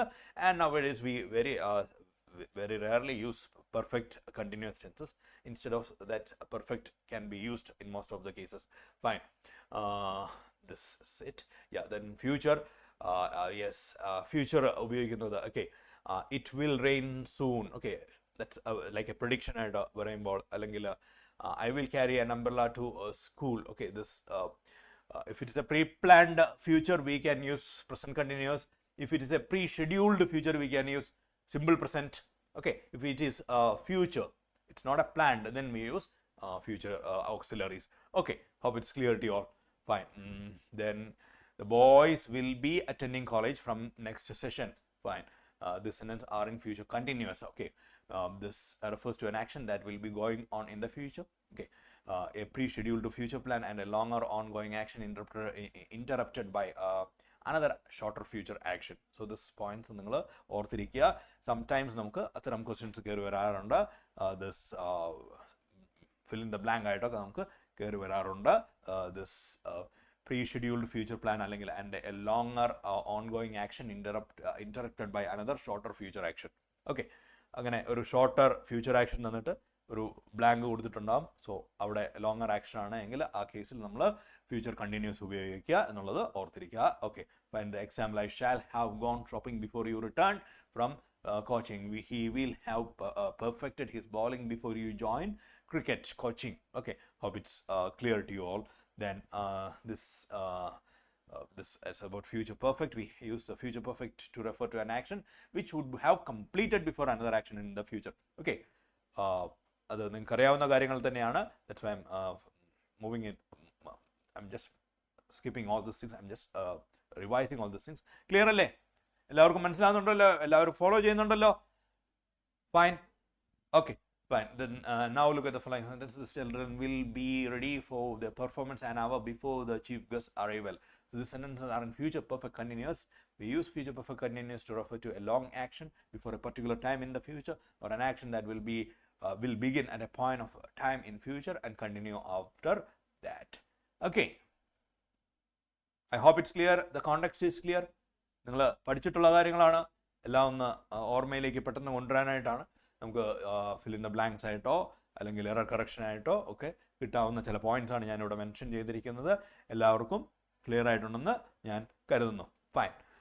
Then about models, we have already discussed about models. We can make our nation a superpower by the year 2020. Kalam says that we need to do things ourselves. We must not import equipment from other nations. The main models are can, could, may, might, shall, should, will, would, must, ought to, need to, have to. Okay, so this modelsനെ കുറിച്ച് നമ്മൾ already വളരെ detail ആയിട്ട് discuss ചെയ്ത് കഴിഞ്ഞു. So hope you all it's clear to you all. Okay, ഇത്രയും കാര്യങ്ങൾ പറഞ്ഞതിൽ സംശയങ്ങളൊന്നുമില്ല എന്ന് കരുതുന്നു. Okay, now about tense-ആയിട്ട് തന്നെ റിലേറ്റഡ് ആയിട്ടുള്ള another very important topic, that is concord, subject verb agreement 1 mark. നമുക്ക് എല്ലാ പേപ്പറിലും കോൺകോഡ് റിലേറ്റഡ് ആയിട്ടുള്ള ക്വസ്റ്റ്യൻ 1 മാർക്കെങ്കിലും നമുക്ക് കിട്ടാറുള്ളതാണ്. സോ സബ്ജക്ട് വെർബ് എഗ്രിമെന്റ് എല്ലാവർക്കും അറിയാവുന്ന കാര്യങ്ങളാണ് അല്ലേ? എല്ലാവർക്കും അറിയാമെങ്കിൽ ഒന്ന് ചിരിച്ചേ. സബ്ജക്ട് വെർബ് എഗ്രിമെന്റ് എന്നൊക്കെ പറയുമ്പോൾ ആരും ഒന്നും ഞെട്ടുന്നില്ല, എല്ലാവർക്കും അറിയാവുന്ന കാര്യങ്ങളല്ലേ, എല്ലാവരും പഠിച്ചിട്ടുള്ളതല്ലേ? ഒന്ന് ചിരിച്ചേ. എന്താ എല്ലാവരും ഒന്ന് ഒരു സന്തോഷമില്ലായിരിക്കുന്നുണ്ടോ? What happen to all? എല്ലാം ഫെമിലിയർ അല്ലേ? ഫെമിലിയർ ആയ കാര്യങ്ങൾ തന്നെയല്ലേ പറഞ്ഞു? ഒന്ന് വേവ് ചെയ്തേ. Thank you all. ഫൈൻ. സംശയങ്ങളൊന്നും ഇല്ലല്ലോ അല്ലേ? ഇനി പർട്ടിക്കുലർ ആയിട്ട് ഏതെങ്കിലും ക്വസ്റ്റ്യൻസിൽ ഡൗട്ട് വരുന്നുണ്ടെങ്കിൽ just forward to me, I will explain it to you. Fine. Then this subject means the person or thing about which something is said. Subject verb agreement വളരെ പ്രത്യേകം ഓർത്തിരിക്കേണ്ട കാര്യങ്ങളാണ്. നമുക്ക് മാർക്ക് ഉണ്ടാകും, തീർച്ചയായും ക്വസ്റ്റ്യൻ ഉണ്ടാകും ഈ ടോപ്പിക്കിൽ നിന്ന്. ഇവിടെ നോക്കുക, യെസ്, അതിലെ ഏറ്റവും ഇമ്പോർട്ടൻ്റ് ആയിട്ടുള്ള കാര്യം വളരെ സിമ്പിളാണെന്ന് തോന്നുമെങ്കിലും സബ്ജക്റ്റ് ഏതാണെന്ന് കറക്റ്റായിട്ട് ഐഡൻറ്റിഫൈ ചെയ്യുക എന്നുള്ളത് തന്നെയാണ്. സബ്ജക്റ്റ് എന്ന് പറയുന്നത് നത്തിങ്, സെൻറ്റൻസ് ആരെക്കുറിച്ചാണോ അല്ലെ എന്തിനെക്കുറിച്ചാണോ സംസാരിക്കുന്നത് അതാണ് ആ സെൻറ്റൻസിലെ സബ്ജക്റ്റ്. അപ്പോൾ നമുക്ക് മറ്റൊരു കാര്യം ചെയ്യാവുന്നത്, in most of the cases സ്റ്റേറ്റ്മെൻറ്റ്സിൻ്റെ കാര്യത്തിൽ മോസ്റ്റ് ഓഫ് ദ കേസസ് എങ്ങനെയാണ്, വെർബ് ഐഡൻറ്റിഫൈ ചെയ്ത് കഴിഞ്ഞാൽ വെർബിന് മുമ്പ് പറഞ്ഞിരിക്കുന്നത് സബ്ജക്റ്റും വെർബും അതിനുശേഷം പറഞ്ഞിരിക്കുന്ന കാര്യം പ്രിഡിക്കേറ്റും ആയിരിക്കും എന്നുള്ളതും ഒന്ന് ഓർത്തിരിക്കുക. നിങ്ങൾ ചെറിയ ക്ലാസ്സിൽ കേട്ടിട്ടുള്ള കാര്യമാണ്, ഒന്നുകൂടെ ഞാൻ നിങ്ങളുടെ ഓർമ്മയിലേക്ക് കൊണ്ടുവരാനായിട്ട് ശ്രമിക്കുന്നു മാത്രം. Okay, if two subject are join by as well as, with or in addition to, then the verb agree with the first subject. ഈ പോയിന്റ്സ് നിങ്ങൾ ഒന്ന് ഓർമ്മയിലേക്ക് പെട്ടെന്ന് കൊണ്ടുവരിക, ഓർത്തിരിക്കുക. ഓക്കെ, ഇത്തരം കാര്യങ്ങളാണ് നമുക്ക് സബ്ജക്ട് വെർബ് എഗ്രിമെൻറ്റിൽ ചോദിക്കാൻ സാധ്യതയുള്ളത്. ഈ ഇതിൻ്റെ തിയറിറ്റിക്കൽ പാർട്ടാണ് നമ്മളിവിടെ ഡിസ്കസ് ചെയ്യുന്നത്. Fine, if two subjects are join by as well as, with or in addition to, then the verb agrees with the first subject. Okay, Rahul as well as his friends. അപ്പോൾ subject singular ആയിട്ടാണോ plural ആയിട്ടാണോ എടുക്കുന്നത്? ആരാ ഒന്ന് പറഞ്ഞു തരാം എനിക്ക്. Rahul as well as his friends, Rahul with his friends. Yeah പറഞ്ഞോ, യാ ആൻഡ് പറഞ്ഞു. Rahul with his friends, Rahul as well as his friends എന്നൊക്കെ അങ്ങനെ ഒരു ക്വസ്റ്റ്യൻ ഉണ്ടെങ്കിൽ അതിൻ്റെ വെർബ് ഏതുമായിട്ടാണ്? രാഹുൽ അല്ലേ, സിംഗുലർ ആണ് അല്ലേ. സോ സിംഗുലർ സബ്ജക്റ്റ് ആണ് അവിടെ വന്നിരിക്കുന്നത്. സിമ്പിൾ പ്രസന്റ് ടെൻസിലാണെങ്കിൽ എസ് ഓർ എസ് ചേർത്തുള്ള വെർബ് ഫോം ഉപയോഗിക്കണം. അത്രയല്ലേ ഉള്ളൂ. ക്ലിയർ അല്ലേ? എല്ലാവർക്കും അറിയാവുന്ന കാര്യങ്ങളല്ലേ? ഉറപ്പായിട്ടും ചോദ്യങ്ങൾ ഉണ്ടാകാൻ സാധ്യതയുണ്ട്. നാളെ ഒരു മാർക്ക് നമുക്ക് ഉറപ്പായിട്ടും കിട്ടുന്ന ഒരു പോർഷനാണിത്. If a subject is made up of 2 or more nouns joined by and, Rahul and his friend വന്നു കഴിഞ്ഞാൽ പ്ലൂറൽ ആയില്ലേ? എല്ലാവർക്കും അറിയാവുന്ന കാര്യമാണത്. ഓർ ആണെങ്കിൽ രാഹുൽ ഓർ രാജ് എന്ന് വന്നു കഴിഞ്ഞാൽ സിംഗുലർ ആയി again. Yes, each, every, either, neither and many are followed by singular verbs. Sorry, not many, it's not many. Many, that's wrong. The other things, each, every, either, neither, ഇതിൻ്റെ എല്ലാം കൂടെ singular verbs ആണ്. Okay, ഉപയോഗിക്കുന്നത് many അല്ല, many, that's a mistake there. Fine, yeah, then that's another word. Okay, fine. Yes, fourth one, if 2 or more subjects are joined by either or, neither nor, not only or, but also, then the verb agree with the subject nearest to it. അത് ഓർക്കുക, അറിയാവുന്ന കാര്യമാണ്, ഒന്ന് ഓർമ്മയിലേക്ക് കൊണ്ടുവരുന്നു. either or, neither nor, not only but also. Okay, ഇതൊക്കെ വരുമ്പോൾ അടുത്തുള്ള വെർബിന് അടുത്തുള്ള സബ്ജക്റ്റിന് ഓർ അടുത്തുള്ള നൗൺ അതിൻ്റെ നമ്പറിനനുസരിച്ചിരിക്കും വെർബിൻ്റെ ഫോം. ഓക്കെ, ക്ലിയർ അല്ലേ? Any doubts about this? Fine, hope it's clear to you all. Then nouns like news, physics, എല്ലാം വളരെ സിമ്പിൾ ആണ്. Mathematics, measles and ethics are treated as singular, you know that. Fine. Then when the distance, weight, ഒരു confusing ആയിട്ട് പലപ്പോഴും വരാൻ സാധ്യതയുള്ളതാണ്. But അതൊന്നും അങ്ങനെ normally ചോദിക്കാറില്ല. നമ്മൾ ആദ്യം കണ്ട തരത്തിലുള്ള നൗൺ ഫോംസ് ഒക്കെയാണ് നമുക്ക് കൂടുതലും കിട്ടുന്നത്. എന്നാലും ഓർത്തിരിക്കുക, when the distance, weight or amount represent a single unit or fixed quantity, they are treated as a singular. Okay, ഇത് ഡിസ്റ്റൻസ്, വെയിറ്റ്, എമൗണ്ട് ഒക്കെ ഒരു സിംഗിൾ യൂണിറ്റ് ആയിട്ട് കൺസിഡർ ചെയ്യുന്ന കേസിൽ അതിനെ നമ്മൾ സിംഗുലർ ആയിട്ടാണ് കൺസിഡർ ചെയ്യുന്നത്. Okay, collective nouns like group, herd, team and committee are singular when taken as a body. അത് കളക്റ്റീവ് നൗൺസിൽ ഒരു ചെറിയ കൺഫ്യൂഷൻ വരും. ചിലപ്പോൾ അത് സിംഗുലറിന് ഉപയോഗിക്കും, ചിലപ്പോൾ അത് പ്ലൂറലിന് ഉപയോഗിക്കും. എങ്ങനെയാണ്? കളക്റ്റീവ് നൗണിനെ ഒരു സിംഗിൾ ബോഡി ആയിട്ടാണ് നമ്മൾ കൺസിഡർ ചെയ്യുന്നതെങ്കിൽ സിംഗുലർ വെർബ് ഉപയോഗിക്കും, singular form of the verb ഉപയോഗിക്കും. അതേസമയം കളക്റ്റീവ് നൗണിനെ ഒരു ഡിവൈഡഡ് പാർട്ടായിട്ടാണ്, ഇൻഡിവിജ്വൽ ഡിവിഷനായിട്ടാണ് നമ്മൾ അതിനെ കാണുന്നതെങ്കിൽ അതിൻ്റെ കൂടെ നമ്മൾ പ്ലൂറൽ വെർബാണ് ഉപയോഗിക്കുന്നത്. Okay, uncountables like furniture, equipment, stationery, luggage, weather and are singular and take a singular verbs. അറിയാവുന്ന കാര്യമാണല്ലോ, അൺകൗണ്ടബിൾസിൻ്റെ കൂടെ സിംഗുലർ ഉപയോഗിക്കുന്നു. Then nouns like amends, compass, glasses, goods, trousers, tongs, police and people, descriptives like the rich, the blind and the guilty are always considered as plural. Okay, അവിടെ നോക്കുക, the rich എന്ന് പറയുമ്പോൾ it is എന്താണ്, it's A noun ആയിട്ടാണ് work ചെയ്യുന്നത്. Rich എന്നത് ഒരു അഡ്ജക്റ്റീവാണ് അല്ലേ. ദ റിച്ച് എന്ന് പറയുന്നത് റിച്ച് പീപ്പിൾ എന്ന അർത്ഥത്തിലാണ് ദ റിച്ച് എന്ന് ഉപയോഗിക്കുന്നതെന്ന് ഓർക്കുക. So the rich, the blind, the guilty അതെല്ലാം നൗൺ ആയിട്ടാണ് നമ്മൾ കാണുന്നത്, ഉപയോഗിക്കുന്നത്. Okay, fine. Always consider as plurals. Okay, remember this point. Then some nouns can have both singular and plural verbs. If we use plural verb with we are always correct, but if we use singular verbs we may be wrong. This include family, government, audience, media, company, crew and public.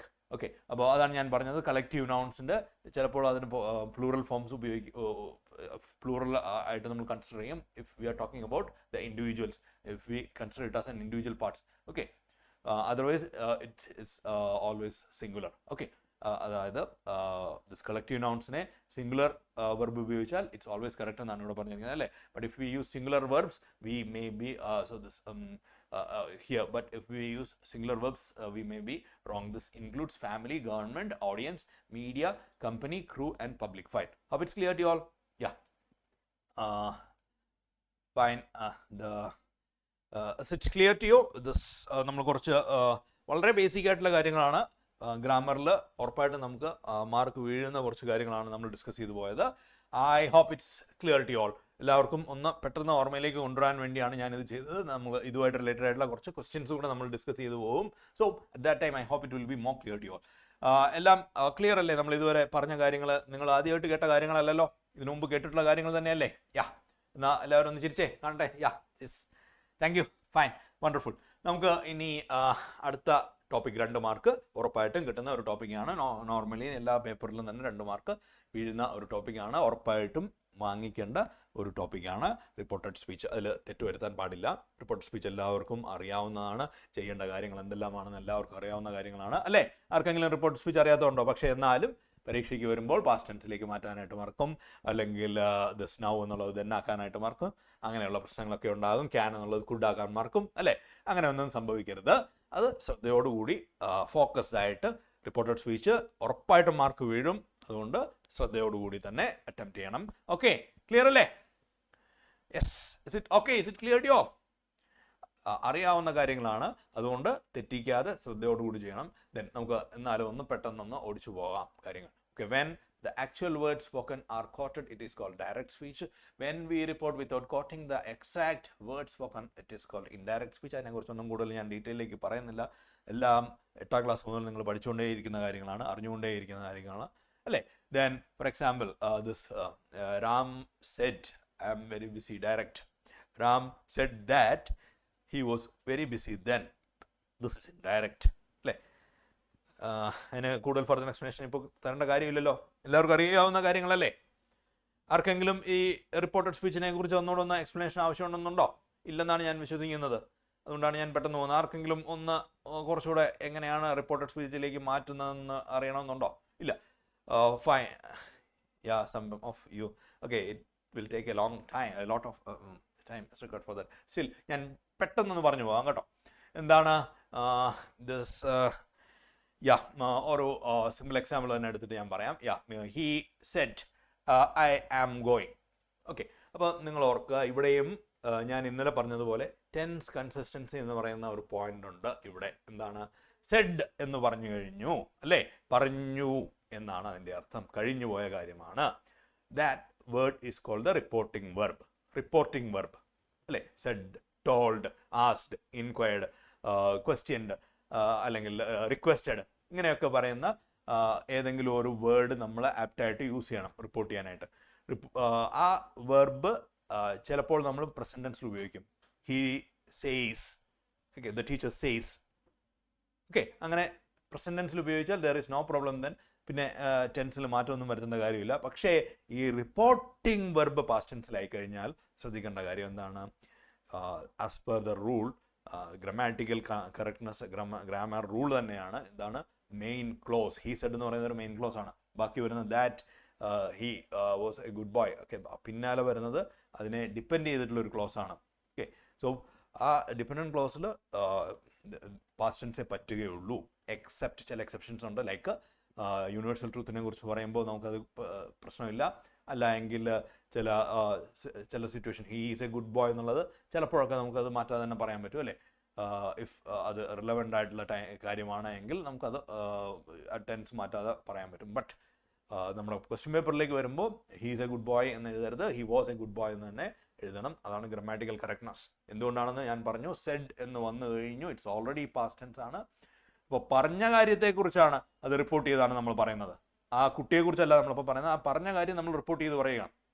Okay, അതുകൊണ്ട് പിന്നാലെ വരുന്നതെല്ലാം past ടെൻസിലായിരിക്കും. Past ടെൻസിലായിരിക്കുക എന്നുള്ള ഓർത്തിരുന്നാൽ മതി, അതാണ് most important ആയിട്ടുള്ള കാര്യം. Okay, ഇപ്പോൾ corresponding പാസ്റ്റിലായിട്ട് പോകും എന്ന് ഓർത്തിരുന്നോളൂ. ലൈക്ക് സിമ്പിൾ പ്രസൻറ്റ് ആണെങ്കിൽ സിമ്പിൾ പാസ്റ്റിലേക്ക് പോകുന്നു, പ്രസൻറ്റ് കണ്ടിന്യൂസ് ആണെങ്കിൽ പാസ്റ്റ് കണ്ടിന്യൂസിലേക്ക് പോകുന്നു, പെർഫെക്റ്റ് ആണെങ്കിൽ പ്രസൻറ്റ് പെർഫെക്റ്റ് ആണെങ്കിൽ എന്താ പറ്റുക, പാസ്റ്റ് പെർഫെക്റ്റിലേക്ക് പോകുന്നു അല്ലേ. സിമ്പിൾ പാസ്റ്റ് ആണെങ്കിൽ റീറ്റെയിൻ ചെയ്യാം, അല്ലെങ്കിൽ പാസ്റ്റ് പെർഫെക്റ്റിലേക്ക് പോകാം. ഓക്കെ, സിമ്പിൾ പാസ്റ്റ് ആണെങ്കിൽ sometimes the same simple past തന്നെ ഉപയോഗിച്ചാൽ മതി, അല്ലെങ്കിൽ പാസ്റ്റ് പെർഫെക്റ്റിലേക്ക് പോകാം. Okay, fine. ഇത്രയും കാര്യങ്ങളൊക്കെയാണ് നിങ്ങൾ ഓർത്തിരിക്കേണ്ടത്. പിന്നെ ചില അഡ്വേർബ്സ് ഓഫ് പ്രോക്സിമിറ്റി, അടുത്തിരിക്കുന്നതിൻ്റെ കാര്യങ്ങളെ സൂചിപ്പിക്കുന്ന അഡ്വേർബ്സ്, അതെല്ലാം ദൂരത്തെ സൂചിപ്പിക്കുന്നതായി നൗ എന്നുള്ളത് ദെൻ ആയി മാറുന്നത് പോലെ, ദിസ് എന്നുള്ളത് ദിസ് ട്രീ എന്നുള്ളത് ദാറ്റ് ട്രീ ആയി മാറുന്ന കാര്യങ്ങൾ. ഓക്കെ, ക്ലിയർ അല്ലേ? Fine. So this is about indirect speech. The conjunction that is used before in the indirect speech, the conjunction that is used before the indirect statement. Okay, statement ആണെങ്കിൽ that എന്ന് പറയുന്ന conjunction ഉപയോഗിക്കണം, അറിയാമല്ലോ. Okay, he said Rahul is a good boy. He said that എന്ന് ഉപയോഗിക്കണം connection word ആയിട്ട് അല്ലേ. Question ആണെങ്കിൽ yes or no ക്വസ്റ്റ്യൻ ആണെങ്കിൽ ഇഫ് ഓർ വെദർ ആണ് കണക്റ്റിംഗ് വേർഡ് ആയിട്ട് ഉപയോഗിക്കുന്നത്. WH ക്വസ്റ്റ്യൻ ആണെങ്കിൽ ആ WH word itself acts as a connecting word, so there is no another connecting word അവിടെ. Okay, what is your name, what your name was എന്നാക്കണം. Okay, statement ആയിട്ടാണ് നമ്മൾ report ചെയ്യുന്നത്, അതുകൊണ്ട് വെർബ് ഫോളോഡ് ബൈ സബ്ജക്റ്റ് എന്നതിന് മാറ്റി subject followed by verb എന്ന് ആക്കണം. ഇതൊക്കെയാണ് അതിൻ്റെ റൂൾസ്. ഓക്കെ, ഞാൻ പെട്ടെന്നാണ് പറഞ്ഞു പോകുന്നത്, എല്ലാവർക്കും മനസ്സിലാവുന്നുണ്ടെന്ന് ഞാൻ കരുതുന്നു അല്ലേ. ക്ലിയർ അല്ലേ? ഇനി കൂടുതൽ എക്സ്പ്ലനേഷൻ ആർക്കെങ്കിലും ആവശ്യമുണ്ടെങ്കിൽ പേഴ്സണലായിട്ട് മെസ്സേജ് ചെയ്തോളൂ, ഞാൻ അതിന് കൂടുതൽ തരാം. And we have the recorded videos also, just watch that to about reported switch. വളരെ ഡീറ്റെയിൽഡ് ആയിട്ട് നമ്മൾ എക്സ്പ്ലെയിൻ ചെയ്ത് പോയിട്ടുണ്ട്, അത്തരം വീഡിയോസ് ഒന്ന് വാച്ച് ചെയ്തോളൂ കേട്ടോ. The verb am changes to was when converting from direct to indirect. Then the adverb now changes to then when converting from direct to indirect speech. Fine. Then remember, when the reporting verb is in past tense, all present tense of direct speech are changed into corresponding past tense. ഞാനിപ്പോൾ explain ചെയ്ത വളരെ പ്രധാനപ്പെട്ട പോയിന്റാണ്. Reporting verb നോക്കുക, അത് past ടെൻസിലാണോ തന്നിരിക്കുന്നത് നോക്കുക. Z അല്ലെങ്കിൽ ടോൾഡ് അല്ലെങ്കിൽ ആസ്ഡ്, ക്വസ്റ്റ്യൻഡ്. ഓക്കെ, അങ്ങനെ ഇല്ല, നമ്മുടെ ക്വസ്റ്റ്യനിൽ എപ്പോഴും സെഡ് എന്ന വാക്ക് തന്നെയായിരിക്കും ഉപയോഗിക്കുക. നമ്മൾ റിപ്പോർട്ട് ചെയ്യുമ്പോഴാണ് നമ്മളത് മാറ്റി ടോൾഡ്, സിറ്റുവേഷൻ അനുസരിച്ച്. ഇമ്പറേറ്റീവ്സ് ആണെങ്കിൽ കൂടുതൽ നമ്മളത് ടോൾഡ് എന്നാക്കും. ഓക്കെ, ദെൻ അതുപോലെ അഡ്വൈസ് എന്നോ ദെൻ അങ്ങനെയുള്ള വാക്കുകളിലേക്ക് മാറ്റും. ക്വസ്റ്റ്യൻസ് ആണെങ്കിൽ ഇൻക്വയർഡ് എന്നോ ക്വസ്റ്റ്യൻ എന്നോ ഒക്കെ ആക്കി, ആസ്ഡ് എന്നോ ഒക്കെ ആക്കി മാറ്റുന്നു. ഓക്കെ, ആം, ഈസ്, ആർ എന്നുള്ളത് വാസ് ഓർ വെയർ ആയി മാറും. Then next is will should be change to would, can should be change to could അല്ലേ, അറിയാമല്ലോ. Do or does will change to did, can could ആകുന്നു.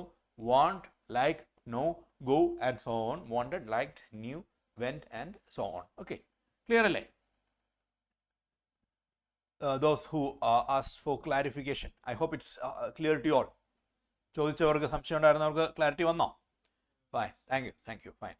Then simple past can usually stay in same in indirect or reported speech, or can be changed into past perfect. Okay, then Harry said, I woke up feeling ill, so I didn't go to school direct.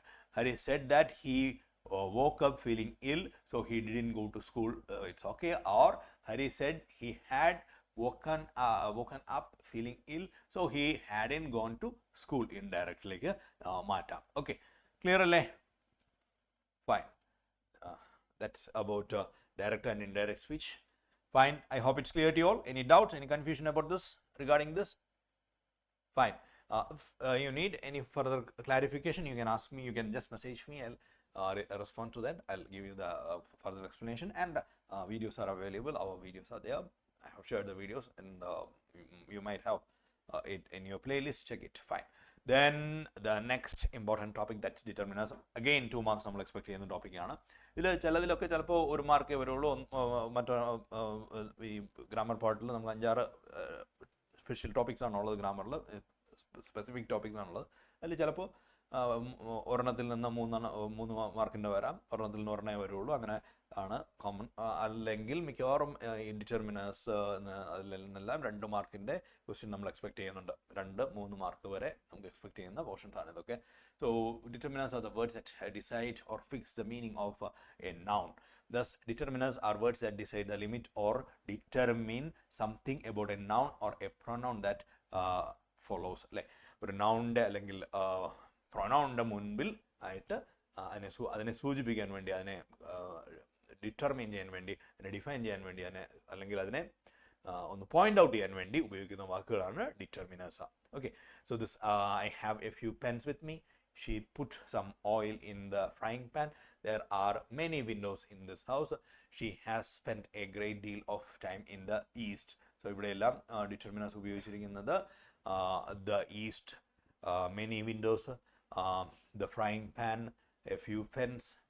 Okay, so these all are the determiners. Nounsന് മുമ്പായിട്ട് നൗൺസിനെ point out ചെയ്യാനായിട്ട് ഉപയോഗിക്കുന്ന determiners. All these highlighted determinants are called determine the quality of anything talked about in the sentence. Fine. So some of the quantifiers are there. A little, a few, some, any, many, more, much, no, a great deal of, a lot of, etc. So this quantifiers, this quantity കുറിച്ച് സംസാരിക്കുന്ന ചില determiners ആണ് ക്വാണ്ടിഫയേഴ്സ് എന്ന് പറയുന്നത്. A little, A few. അപ്പോൾ അതിൻ്റെ difference ഒന്ന് പെട്ടെന്ന് ഓർത്തിരിക്കുക. എല്ലാവർക്കും ഓർമ്മയിലുണ്ടാവുമെന്ന് ഞാൻ കരുതുന്നു. Few, A few, the few എന്ന 3 എണ്ണം, little, A little, the little, ഈ 3 എണ്ണം. ഇവയുടെ വ്യത്യാസം എല്ലാവർക്കും അറിയാമോ? അറിയാമെങ്കിൽ ഒന്ന് വേവ് ചെയ്തേ. അറിയാവുന്നവരൊന്ന് കൈ ഒന്ന്. എല്ലാവർക്കും തന്നെ അറിയാവുന്ന കാര്യമാണ്. കൺഫ്യൂഷൻ ഉണ്ടോ ആർക്കെങ്കിലും? ഒന്ന് ഞാൻ പെട്ടെന്ന് പറഞ്ഞു പോകാം. ദ ഫ്യൂ എന്ന് പറയുന്നത് നെഗറ്റീവ് സെൻസിലാണ് നമ്മൾ ഉപയോഗിക്കുന്നത്, അല്ലേ? ഇല്ല എന്ന ഒരർത്ഥത്തിലാണ് ഉപയോഗിക്കുന്നത്. എ ഫ്യൂ എന്ന് പറയുന്നത് ചെറിയൊരു ക്വാണ്ടിറ്റിയെ സൂചിപ്പിക്കാൻ വേണ്ടിയാണ്. ദ ഫ്യൂ എന്ന് പറയുന്നത് സാധാരണ ദ എൻറ്റയർ കുറച്ചേ ഉള്ളൂ, ആ മുഴുവൻ ക്വാണ്ടിറ്റിയെ എന്ന അർത്ഥത്തിൽ നമ്മൾ ദ ഫ്യൂ എന്ന് ഉപയോഗിക്കുന്നത്. അതുപോലെ തന്നെ ലിറ്റിൽ. ഫ്യൂ ഏതിൻ്റെ കൂടെ ഉപയോഗിക്കുന്നത്? കൗണ്ടബിളിൻ്റെ ആണോ അൺകൗണ്ടബിളിൻ്റെ ആണോ? ആരാണ് ഉത്തരം പറയുന്നത്? ഫ്യൂ ഏതിൻ്റെ കൂടെയാണ് ഉപയോഗിക്കുന്നത്? പെട്ടെന്ന് പറയൂ. ഫ്യൂ ഏതിൻ്റെ കൂടെ? പറഞ്ഞോ. പറഞ്ഞോളൂ മോളെ.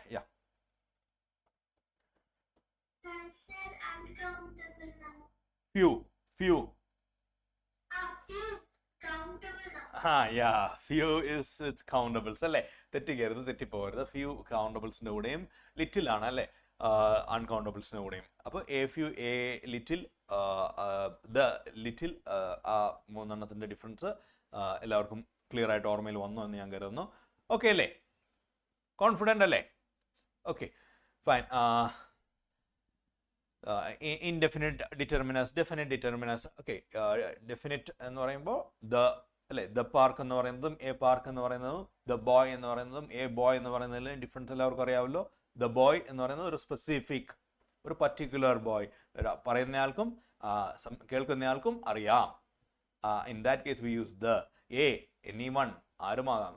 A boy in his class എന്ന് പറഞ്ഞാൽ ഏതോ ഒരു കുട്ടി. The boy in my class എന്ന് പറയുമ്പോൾ ആ പർട്ടിക്കുലർ ഇൻ ഹിസ് ക്ലാസ് എന്ന് പറയുമ്പോൾ I am talking about a particular boy.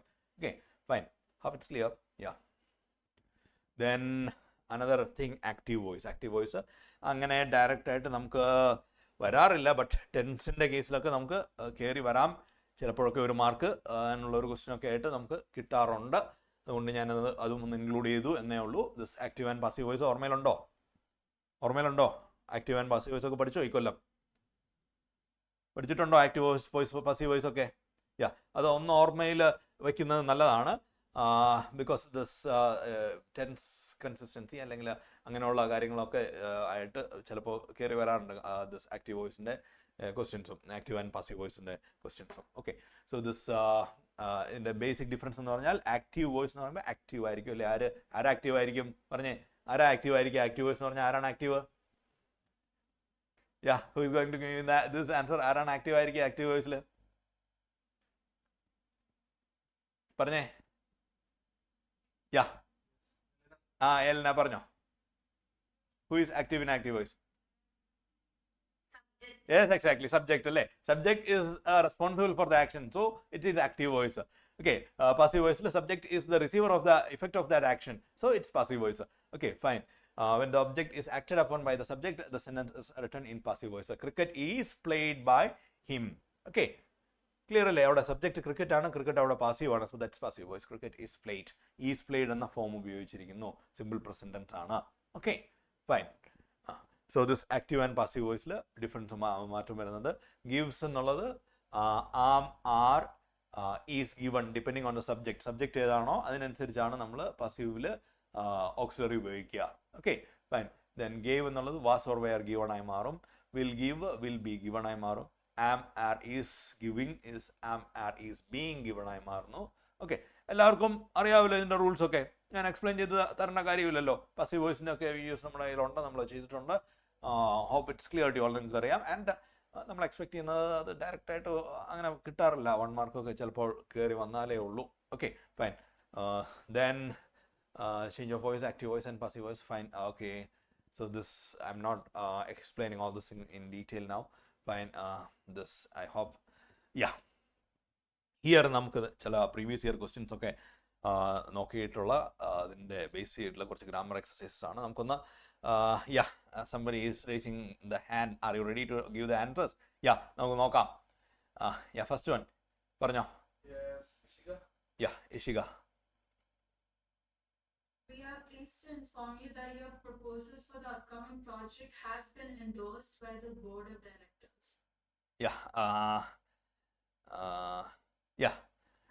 Has been endorsed by the board of directors. Fine. Hope it's clear to you all. Any doubts about this?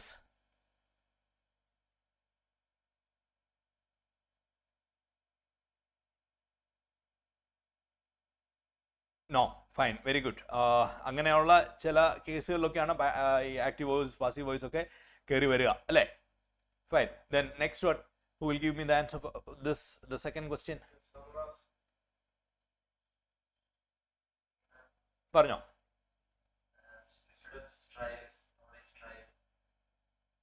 Read the given and marketing report, identify the error and supply the correction in the given format. The company continues to strive.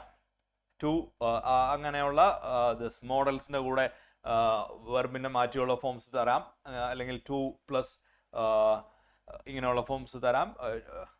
Continuous to strive tirelessly to meet customer demands. Okay, hope it's clear. Any doubts? No. Moving to the next one, Radha asked the following question to her colleague Deepak.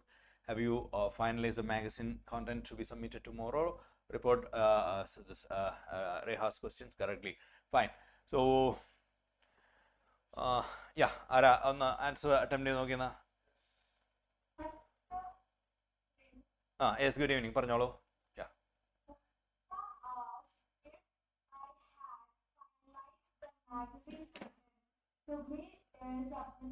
അടി അടി അടി അടി അടി അടി അടി അടി തെറ്റിയില്ലേ പോയില്ലേ? Mark പോകുന്നത് ഇങ്ങനെയല്ലേ?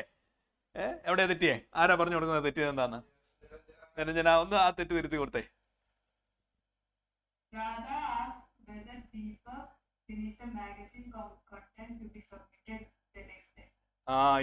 അവിടെ ഐ അല്ലേ ഉപയോഗിച്ചേ ആദ്യം പറഞ്ഞ ആള് അല്ലേ? അങ്ങനെയാണ് നമ്മുടെ മാർക്ക് പോകുന്നത്. അത് തെറ്റിക്കരുത് കേട്ടോ, അങ്ങനെ തെറ്റ് പറ്റരുത് കേട്ടോ, ശ്രദ്ധിക്കണം കേട്ടോ.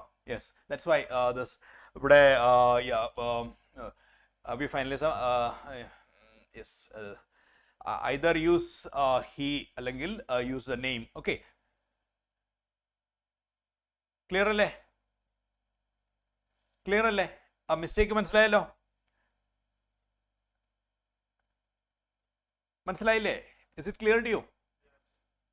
ഫൈൻ. അപ്പോൾ ശ്രദ്ധിക്കേണ്ട കാര്യം, റിപ്പോർട്ട് ചെയ്യുമ്പം പ്രോനൗൺസിൽ മാറ്റം വരുന്നത് കോണ്ടെക്സ്റ്റിനനുസരിച്ച് പ്രോനൗൺസിൽ മാറ്റം വരുത്തണം. അതുപോലെ തന്നെ ടെൻസിലും മാറ്റം വരുത്തണം. ഓക്കെ, പ്രോനൗൺസ്, അഡ്വേർബ്സ്, ടെൻസ്, ഇതിൽ മൂന്നിലും മാറ്റം വരുത്തണം കേട്ടോ. ക്ലിയർ അല്ലേ? Is it okay? Is it clear to you? Fine. Then next one. Who will give me the answer for the next one? Yeah. Yeah, പറഞ്ഞോ. Sir, ഒരു doubt ഉണ്ട്. What's your doubt? Sir, നമ്മൾ ഇപ്പൊ ചെയ്ത പുസ്തകം analyze ആ ഒരു പുസ്തകമില്ലേ? അത് നമ്മൾ next day ആണ് കൊടുക്കണ്ടേ? Yeah. The reported speech അല്ലേ? Yeah, yes, tomorrow എന്നുള്ളത് മാറ്റണം. The next day. The next ഡേയും നെക്സ്റ്റ് ഡേയും തമ്മിൽ ഒരുപാട് ഡിഫറൻസ് ഉണ്ട്. എന്താണ് ദ നെക്സ്റ്റ് ഡേ എന്ന് പറയുമ്പോൾ ഒരു പർട്ടിക്കുലർ ഡേയെ കുറിച്ചാണ് നമ്മൾ പറയുന്നത് അല്ലേ? റിപ്പോർട്ട് ചെയ്യുമ്പോൾ ദ നെക്സ്റ്റ് ഡേ എന്ന് തന്നെ പറയണം. ഓക്കെ, ഈവൻ നെക്സ്റ്റ് ഡേ എന്നാണ് നമ്മുടെ ഡയറക്റ്റിൽ ഉപയോഗിച്ചിരിക്കുന്നതെങ്കിൽ അത് റിപ്പോർട്ട് ചെയ്യുമ്പോൾ ദ നെക്സ്റ്റ് ഡേ എന്നാക്കണം. Okay, clear? റിപ്പോർട്ട് ചെയ്യുമ്പോൾ നമ്മളൊരു സ്പെസിഫിക് ഡേയെ കുറിച്ചാണ് പറയുന്നതെന്ന രീതിയിലാണ്. Okay, fine. Hope it's clear. Yeah, clear ആയില്ലേ? Yeah Alex.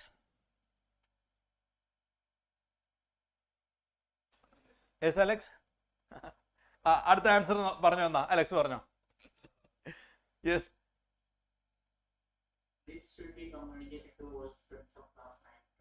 Yeah, this should be communicated to all students of class 9 and 10. Fine, good. Then the next one, yeah. Yeah, Arushi. Good evening, sir. Yes, very, very good evening. Yeah. Sana apologized for having forgotten and said that she'll have the presentation ready for her very soon. No, she അതിനിടയിൽ apostrophe കഴിഞ്ഞ് double L കിടക്കുന്ന കണ്ടില്ലേ? അതോടെ പോയി. She will. വീണ്ടും തെറ്റിക്കുന്നു. എന്താണ് വീണ്ടും വീണ്ടും പറഞ്ഞിട്ട് തെറ്റിക്കുന്നത് ഇങ്ങനെ? വില്ല് വരാൻ പറ്റുമോ? ക്യാൻ വരാൻ പറ്റുമോ? ഷാൽ വരാൻ പറ്റുമോ? അതൊക്കെ എന്നായി പോണം? വുഡ്. Yes, correct. അത് തെറ്റിക്കരുത് കേട്ടോ. നീഡ് എന്നുണ്ടെങ്കിൽ നീഡഡ് ആക്കണം, വിൽ ഉണ്ടെങ്കിൽ വുഡ് ആക്കണം, ക്യാൻ ഉണ്ടെങ്കിൽ കുഡ് ആക്കണം. ഓക്കെ, അങ്ങനെ മാറ്റണം. Okay, fine, clear? ഓക്കെ അല്ലേ? നാളെ പരീക്ഷയ്ക്ക് ഈ രീതിയിലേ നിങ്ങളുടെ മാർക്ക് പോവുള്ളൂ. ഓക്കെ, ഇങ്ങനെ മാർക്ക് പോകാൻ സമ്മതിക്കരുത്. ഓക്കെ, ഷുവർ അല്ലേ? അതിനുവേണ്ടിയാണ് ഈ ക്വസ്റ്റ്യൻസ് നമ്മളിപ്പോൾ ഡിസ്കസ് ചെയ്ത് പോകുന്നത്. അതിനുവേണ്ടിയാണ് ഇതിൻ്റെ ബേസിൽ തൊട്ടുള്ള കാര്യങ്ങൾ ഞാൻ ആദ്യമേ പറഞ്ഞത്. ക്ലിയർ അല്ലേ? കോൺഫിഡൻ്റ് അല്ലേ? അപ്പോൾ ശ്രദ്ധിക്കുക, ഈ പറഞ്ഞ കാര്യങ്ങൾ ഏതാണ്? ടെൻസ് മാറ്റം വരുത്തണോ, ദെൻ അഡ്വേർബ്സ് ഉണ്ടോ, മാറാനുള്ളതുണ്ടോ, പ്രൊനൗൺസ് മാറാനുണ്ടോ, ഇത്രയും കാര്യങ്ങൾ ശ്രദ്ധിച്ച് ഒന്നുകൂടെ നോക്കിയിട്ട് ഉത്തരം എഴുതണം കേട്ടോ. എല്ലാവരും അത് മസ്റ്റായിട്ടും ചെയ്യണം. ഓക്കെ, ക്ലിയർ അല്ലേ?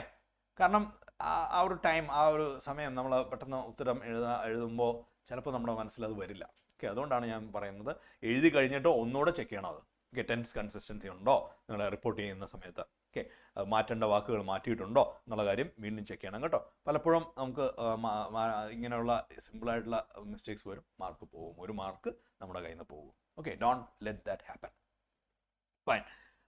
Yeah, then let's we finished this particular thing, no? Yeah, then yeah, the answers are there. Then the next one, yeah, identify and correct the error in the given line taken from an online news report. Yeah, anybody is there to give this answer? Yeah, പറഞ്ഞോ മോനെ.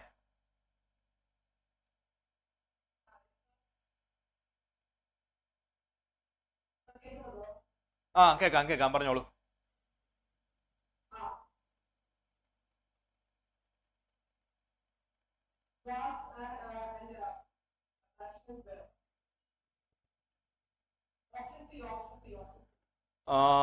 Nearly most shop.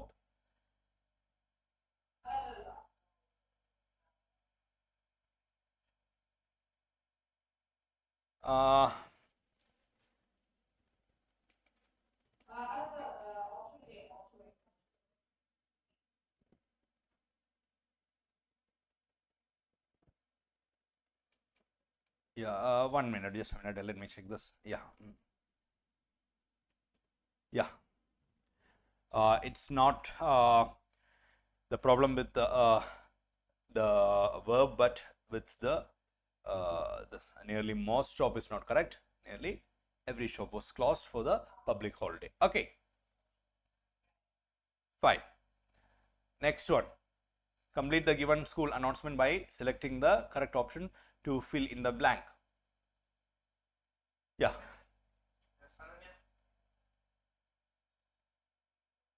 പറഞ്ഞോ Ananya.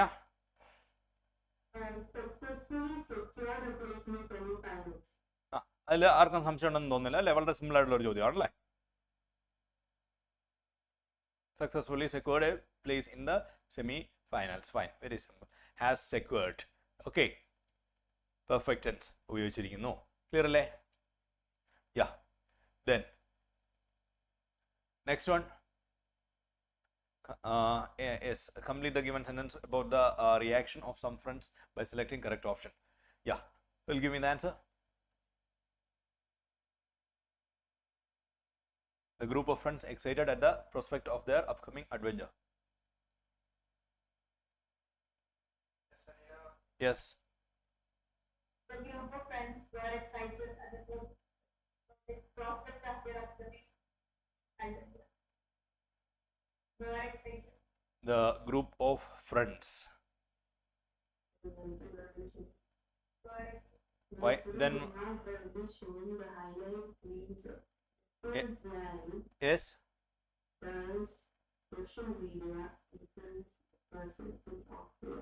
What is that? Yeah. Yes. Any? What was that? I didn't hear. Ananya, what was that? You are reading the question. Are you trying to ask some question? No. Okay, fine. Leave it. I think she was reading the question. Yeah, fine. The group of friends.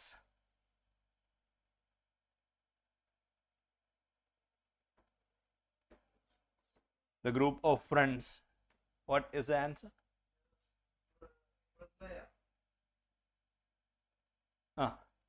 It's option C. Why? Why option C? Because friends is plural and the word we use is singular. Like there's a group and group is singular. The group of friends, isn't it? So the group of friends in the context നമുക്ക് അവിടെ is excited ആണ് അല്ലേ? The group of friends എന്ന് പറയുമ്പോൾ അവിടെ is excited എന്നാണ് correct വരുന്നത്. And one more thing, you can pick the odd out. MCQ questions ആണ്. അപ്പോൾ നമുക്ക് ആ ഒരു ഓപ്ഷൻ കൂടെ ഉണ്ട്. ഓഡ് ആയിട്ടുള്ള ഏതാണെന്ന് കണ്ടുപിടിച്ചാൽ നമുക്ക് ആൻസറിലേക്ക് എത്താൻ പറ്റും. അവിടെ ഉണ്ട് ആറും വേറും ഉണ്ട് അല്ലേ? അപ്പോൾ നോക്കുക, ആർ ഉപയോഗിച്ചാൽ എന്താ തെറ്റ്, വേർ ഉപയോഗിച്ചാൽ എന്താ തെറ്റ്? ഹാസ് ഉപയോഗിക്കാൻ പറ്റില്ല. അപ്പോൾ are and where are there. Okay, the group of friends are excited at the prospect of their upcoming adventure. What's the problem in that? No problem, it's correct. The group of friends were excited at the prospect of their upcoming adventure. അതും ശരിയല്ലേ? പക്ഷേ രണ്ടും തെറ്റായി പോകുന്നത് എന്തുകൊണ്ടാണ്? It's the group of friends ആയതുകൊണ്ടാണ് അല്ലേ?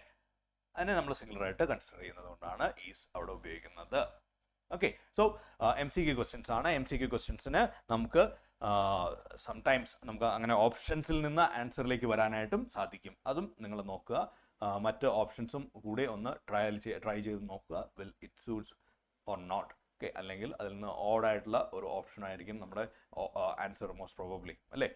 മറ്റിൽ നിന്ന് വ്യത്യസ്തമായിട്ടുള്ളതായിരിക്കും അതിലെ നമ്മുടെ ഓപ്ഷൻ എന്ന് പറയുന്നത് അല്ലേ? എന്തെങ്കിലും ഒരു തരത്തിൽ അതിനൊരു വ്യത്യാസം ഉണ്ടാവും നമ്മുടെ ആൻസറിന്. ഫൈൻ, അതും കൂടെ നമുക്ക് ട്രൈ ചെയ്യാൻ പറ്റണം. Okay, how it's clear? Then the next one, the conversation about social media. Teacher, how do you think social media influence our perception of reality? This is again reporting. Who will give me the answer? Make it fast please. ആരാ പറയാ ഉത്തരം? It's very simple അല്ലേ? വല്ല പാടൊന്നുമില്ലല്ലോ. ഒന്ന് try ചെയ്ത് നോക്കിയേ. The last one, that's just reporting. പറഞ്ഞോ, നമുക്ക് നോക്കാം.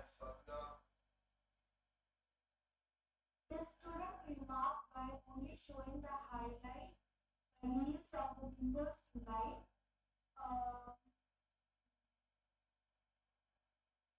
Should I report it from the first, like Jayadevan reported that? No, just give me the answer. Believed to distort their perception of reality.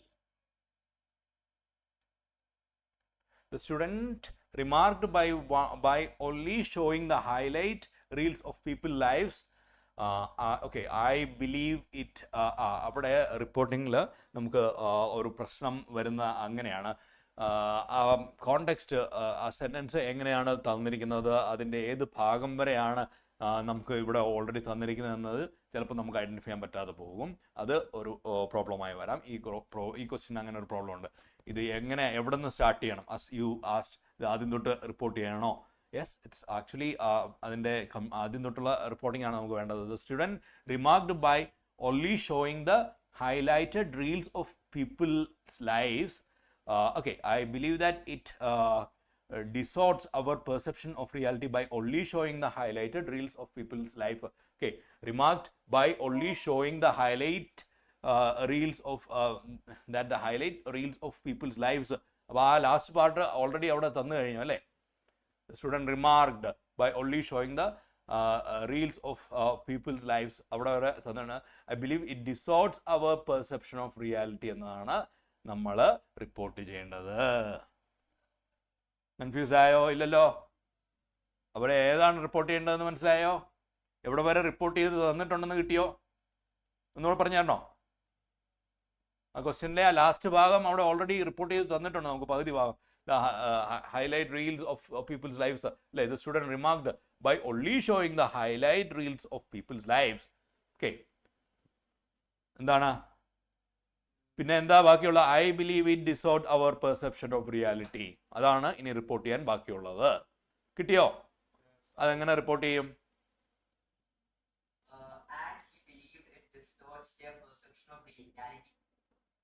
Okay, that he believed. പക്ഷേ അപ്പോഴും social media എന്ന് പറയുന്ന element അവിടെ വരണ്ടേ? എന്നാലല്ലേ അതിന് സെൻറ്റൻസിന് coherence ഉണ്ടാവുള്ളൂ, സെൻറ്റൻസ് മീനിങ് ഫുൾ ആവുകയുള്ളൂ. ഇവിടെ the student remarked by only showing the highlighted reels of people's lifes. എന്താണ്? He believed that he believed social media distorts their perception of reality. Okay, clear ആയോ? ക്ലിയർ ആയോ?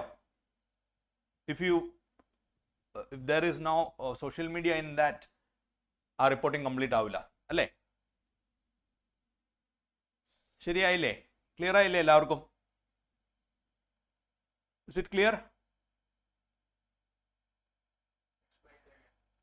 Shall I explain it one more time?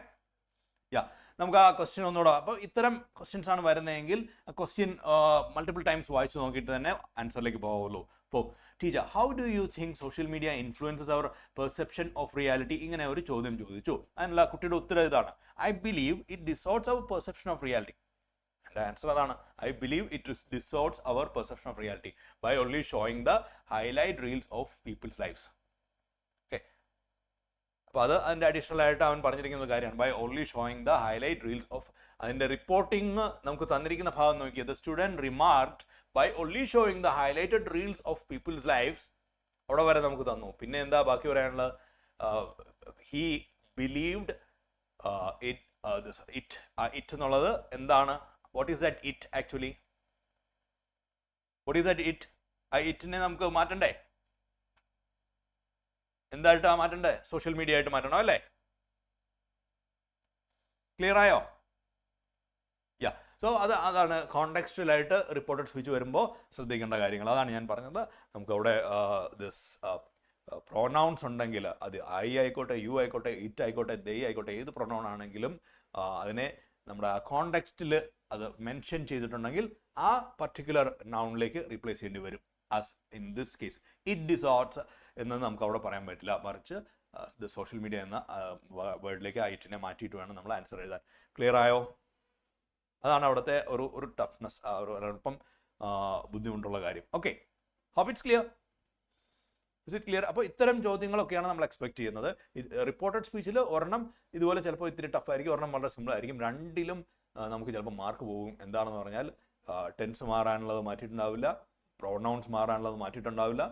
Identify ചെയ്യണം ഏതാണ് pronoun, ഏത് പ്രൊനൗണിലേക്കാണ് മാറ്റേണ്ടത്, അത് ആദ്യം identify ചെയ്യണം. ഓക്കെ, ഇവിടെ ഒരു ഇറ്റ് കണ്ടു, അപ്പോൾ ആ ഇറ്റ് അതുപോലെ ഉപയോഗിക്കാൻ പറ്റുമോ? നമ്മുടെ ആൻസറിൽ ഇല്ല, കാരണം അത് ഇറ്റ് എന്താണെന്നുള്ള ആ ചോദ്യത്തിൽ കിടപ്പുണ്ട് അല്ലേ, ആ കോണ്ടെക്സ്റ്റിലുണ്ട്.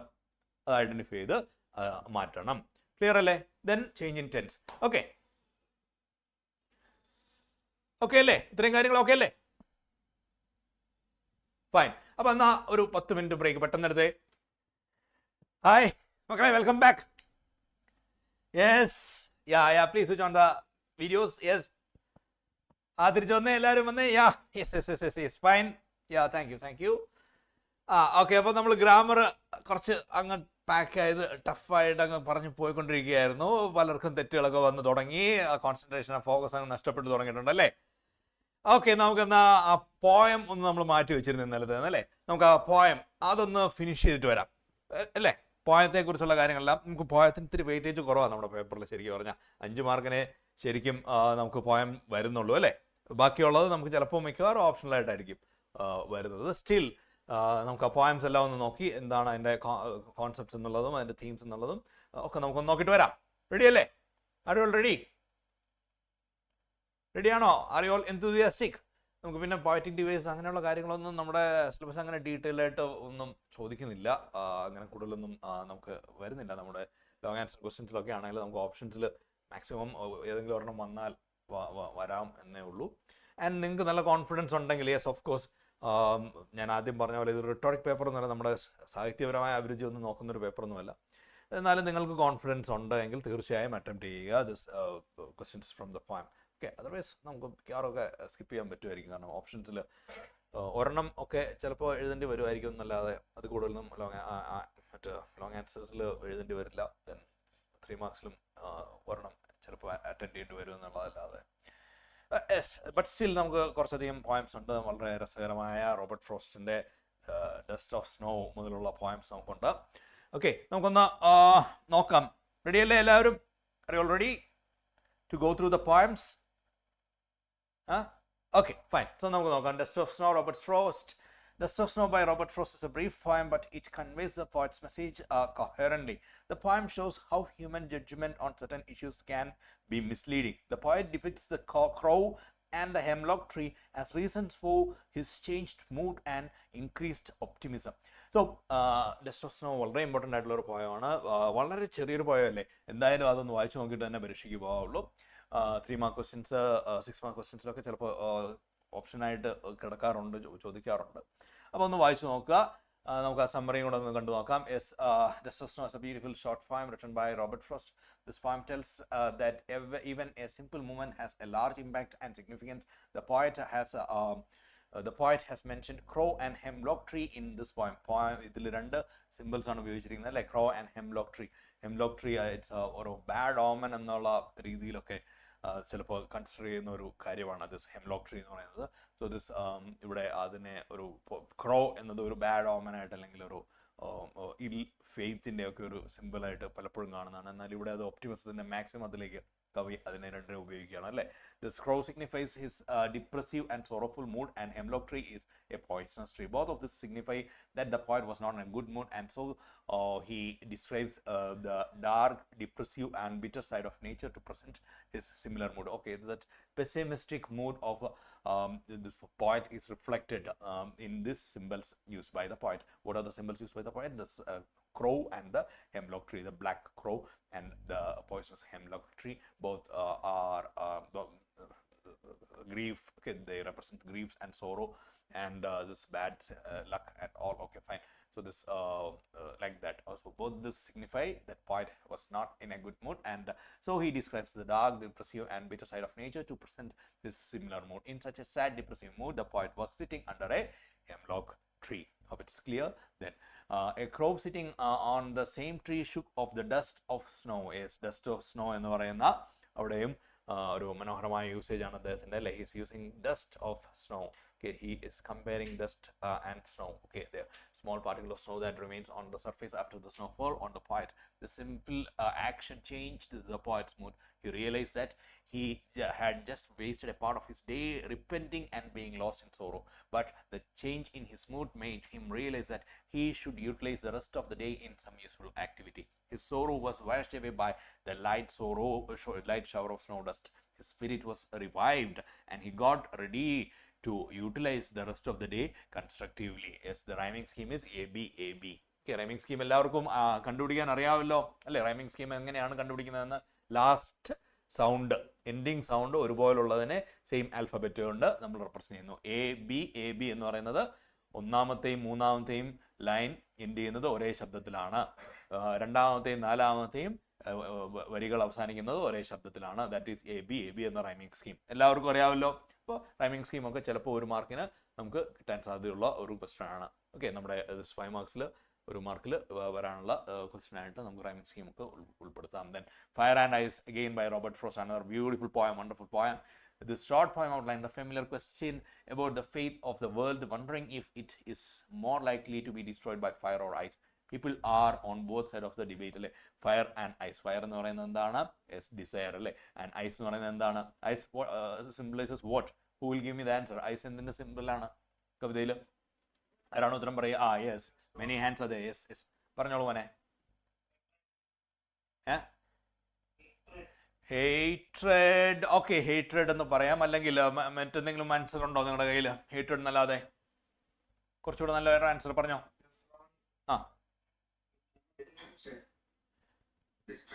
അതൊക്കെ ഹേറ്റ്രഡും ഡിസ്ട്രക്ഷനും ഒക്കെ കുറച്ചുകൂടെ നല്ലതായിട്ട് ചേരുന്നത് ഫയറിനല്ലേ? ഐസിന് കുറച്ചുകൂടെ പറയാൻ പറ്റുന്ന എന്തെങ്കിലും ഒരു ആൻസർ ഉണ്ടോ? ആ, ഡിസയറും നമ്മൾ ഫയറിന്റെ തന്നെയാണ്. നിങ്ങൾ പറയുന്നതെല്ലാം ഫയറിനെ കുറിച്ചാണല്ലോ. ഐസ് എന്ന് പറയുമ്പോൾ എന്താണ്? ആ, പറഞ്ഞോ. യാ,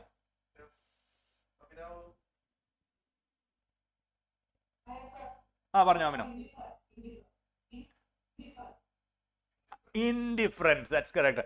യെസ്, അത് കറക്റ്റ് ആയിട്ടുള്ള ആൻസർ ആണ്. ഇൻഡിഫറൻസ് എന്ന് പറയാം, അല്ലെങ്കിൽ ഇമോഷൻലെസ്നെസ് എന്ന് പറയാം അല്ലേ?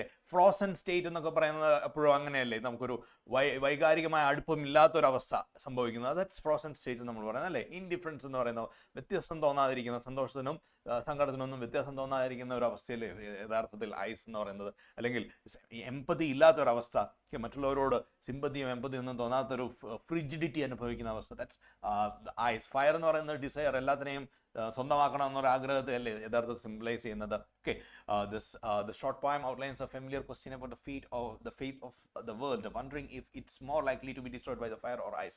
People are on both sides of the debate. Summary: Fire and Ice, a short poem. Robert Frost. In this poem, the poet refers to two predictions of how the world will end. Some say it will end in fire, while others say it will end in ice. അതായത് ലോകാവസാനത്തെ കുറിച്ച് അല്ലേ? സൂര്യന്റെ ചൂട് കൂടി ഭൂമി അവസാനിക്കുമെന്നും അല്ലെങ്കിൽ തണുത്തുറഞ്ഞു പോകും എന്നുള്ള രണ്ട് തിയറീസ്, രണ്ട് ഹൈപ്പോത്തസിസിനെ കുറിച്ചൊക്കെ നമ്മൾ എപ്പോഴും കേൾക്കുന്നതാണല്ലേ? അതിനെക്കുറിച്ചാണ് കവിയും പറയുന്നത്. Some say it will end in fire and others say it will end in ice. According to the poet, fire stands for desire, greed, lust and avarice. Then the more you try to satisfy them, the more they grow അല്ലേ? തീയുടെ പ്രത്യേകത അങ്ങനെയാണല്ലേ? തീ വളർന്നുകൊണ്ടേയിരിക്കും അല്ലെ? വലുതായിക്കൊണ്ടേയിരിക്കും. ഡിസയേഴ്സും അങ്ങനെയാണ്, നമ്മുടെ ആഗ്രഹങ്ങളും വലുതായിക്കൊണ്ടേയിരിക്കും. as it get more fuel. Okay, അതിന് കൂടുതൽ ഫ്യൂൽ കിട്ടുന്നതിനനുസരിച്ച് അത് കൂടുതൽ വലിയ ആളി പടർന്നുകൊണ്ടേയിരിക്കും. That's fire. Okay, this fire stands for desire. They spread rapidly like fire and engulf your whole life. One become selfish and sometimes cruel too. On the other hand, ice, according to the word, stands for hatred, coldness and rigidity. Okay, hatred, coldness, rigidity, ഇതെല്ലാം correct ആണ്. Indifference is a better word also. Is ice, according to the stands for hatred, coldness and rigidity. One become insensitive and indifferent towards the feeling of others. The poet says that both fire and ice are growing with such a rapid speed that the world will soon perish either way, in fire or ice. Okay, hope it's clear to you all. Yeah, fine. Wonderful. Then moving to the next, a tiger in the zoo. Leslie Norris in a tiger in the zoo. അതും 3 mark question നമ്മൾ expect ചെയ്യുന്ന ഒരു question chapter ആണ്. May be കമ്പാരിസണോ അങ്ങനെ theme related ആയിട്ടുള്ള ക്വസ്റ്റ്യനോ ഒക്കെ നമുക്ക് കിട്ടാറുള്ള ഒരു ചാപ്റ്ററാണ് tiger in the zoo. Okay, the poem gives a sharp contrast of a tiger. അപ്പോൾ അതിൽ ബംഗാൾ ടൈഗറാണ് അല്ലേ കവിതയിലുള്ളത്. ബംഗാൾ ടൈഗറിനെ കുറിച്ചല്ലേ പറയണേ അല്ലേ? ഫൈൻ. അപ്പോൾ പിന്നെ എന്താണ് കവിതയുടെ മറ്റൊരു പ്രാധാന്യം? ദിസ് പോസ്റ്റ് കൊളോണിയൽ റീഡിംഗ് ഒക്കെ നമുക്ക് ആവശ്യമില്ലാത്ത കാര്യങ്ങളാണ്. ബട്ട് ഇത് മനുഷ്യനെ അടിമയായി വെച്ചുകൊണ്ടിരുന്നൊരു കാലത്ത് എഴുതപ്പെട്ടൊരു കവിതയാണെന്നുള്ളത് ഈ കവിതയുടെ വലിയൊരു പ്രാധാന്യം കൂടിയാണ്. ഞാൻ ജസ്റ്റ് ഒന്ന് പറഞ്ഞു പോയെന്നുള്ളൂ. നമ്മുടെ ആൻസേഴ്സിൽ അതൊന്നും റിഫ്ലക്ട് ചെയ്യേണ്ട കാര്യങ്ങളില്ല. ബട്ട് എന്നാലും നിങ്ങളുടെ ആൻസറിൽ അത്തരം പോയിന്റ്സ് ഒക്കെ ഒന്ന്, അപ്പോൾ ആ കവിയുടെ മാനസികാവസ്ഥയെക്കുറിച്ച് അദ്ദേഹം നമ്മൾ ഇന്ന് മരങ്ങളെക്കുറിച്ചും മൃഗങ്ങളെക്കുറിച്ചും ഒക്കെ വാചാലരാകുന്ന ഒരു ലോകമാണ്. We think about, we empathise about all this life forms. But that day when he wrote this poem, this British people or the colonial people, they never worried about the black flock, isn't it? കറുത്ത മനുഷ്യരെ കുറിച്ച് അവരെ അടിമകളായി കരുതിക്കൊണ്ടിരുന്ന ഒരു സമൂഹത്തിൽ നിന്ന് എഴുതിയ ഒരു കവിത കൂടിയാണ്. This poem contain this contrast. So അതുകൊണ്ട് തന്നെ ദിസ് ഫ്രീഡം, സ്വാതന്ത്ര്യത്തെക്കുറിച്ചുള്ള ഈ കവിതയുടെയും കവിയുടെയൊക്കെ ഒരു വളരെ മനോഹരമായ ഒരു കാഴ്ചപ്പാടാണ് അല്ലേ? This poem contrasts a tiger in the zoo with the tiger in its natural habitat. The poem moves from the zoo to the jungle and again back to the zoo. In the zoo, he has no freedom. He is kept in a cemented cell behind the bars. He feels angry, frustrated, and helpless. This reminds him of the natural habitat, his hiding and slides in the long grass near the water hole and pouncing upon the fat deer. The way he terrorized the villagers, displayed his sharp teeth and claws. At night in the zoo, he hears the sound of patrolling cars. The tiger in the zoo appears helpless as a mere showpiece and a source of entertainment to people. The poet wants to convey that it is cruel to keep wild animals in small enclosure of zoo, away from their natural habitat.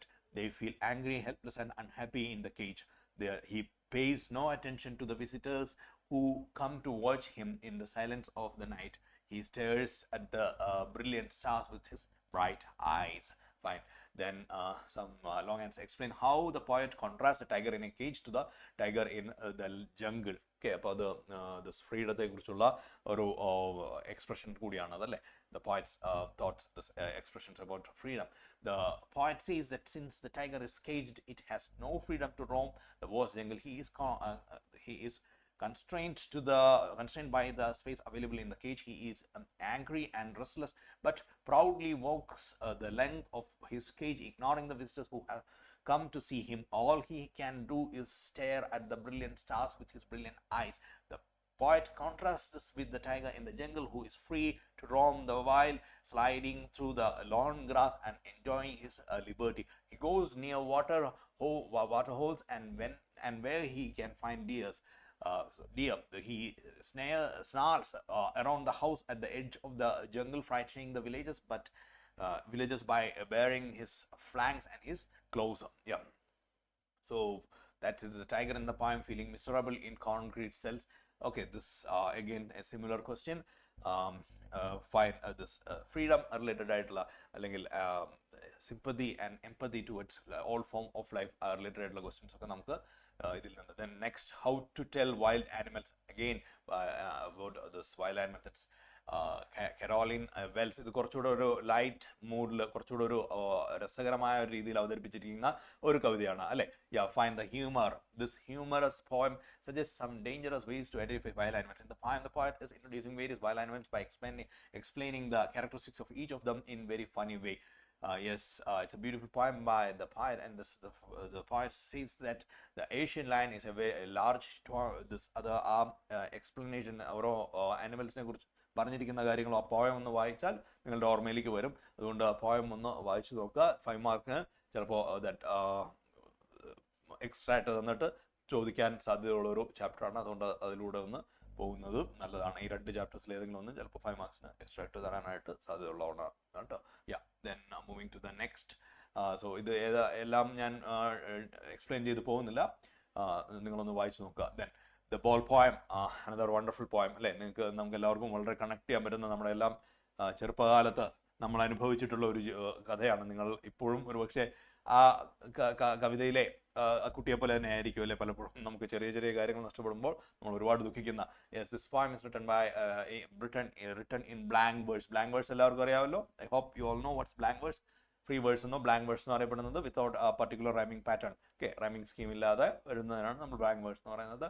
This poem about losing something that you love and learning to grow up. അപ്പോൾ 2 important themes ആണ്. Okay, ഇതിലെ learning to grow up, വളരാനായിട്ട് ശീലിക്കുന്നത്, അതുപോലെ തന്നെ this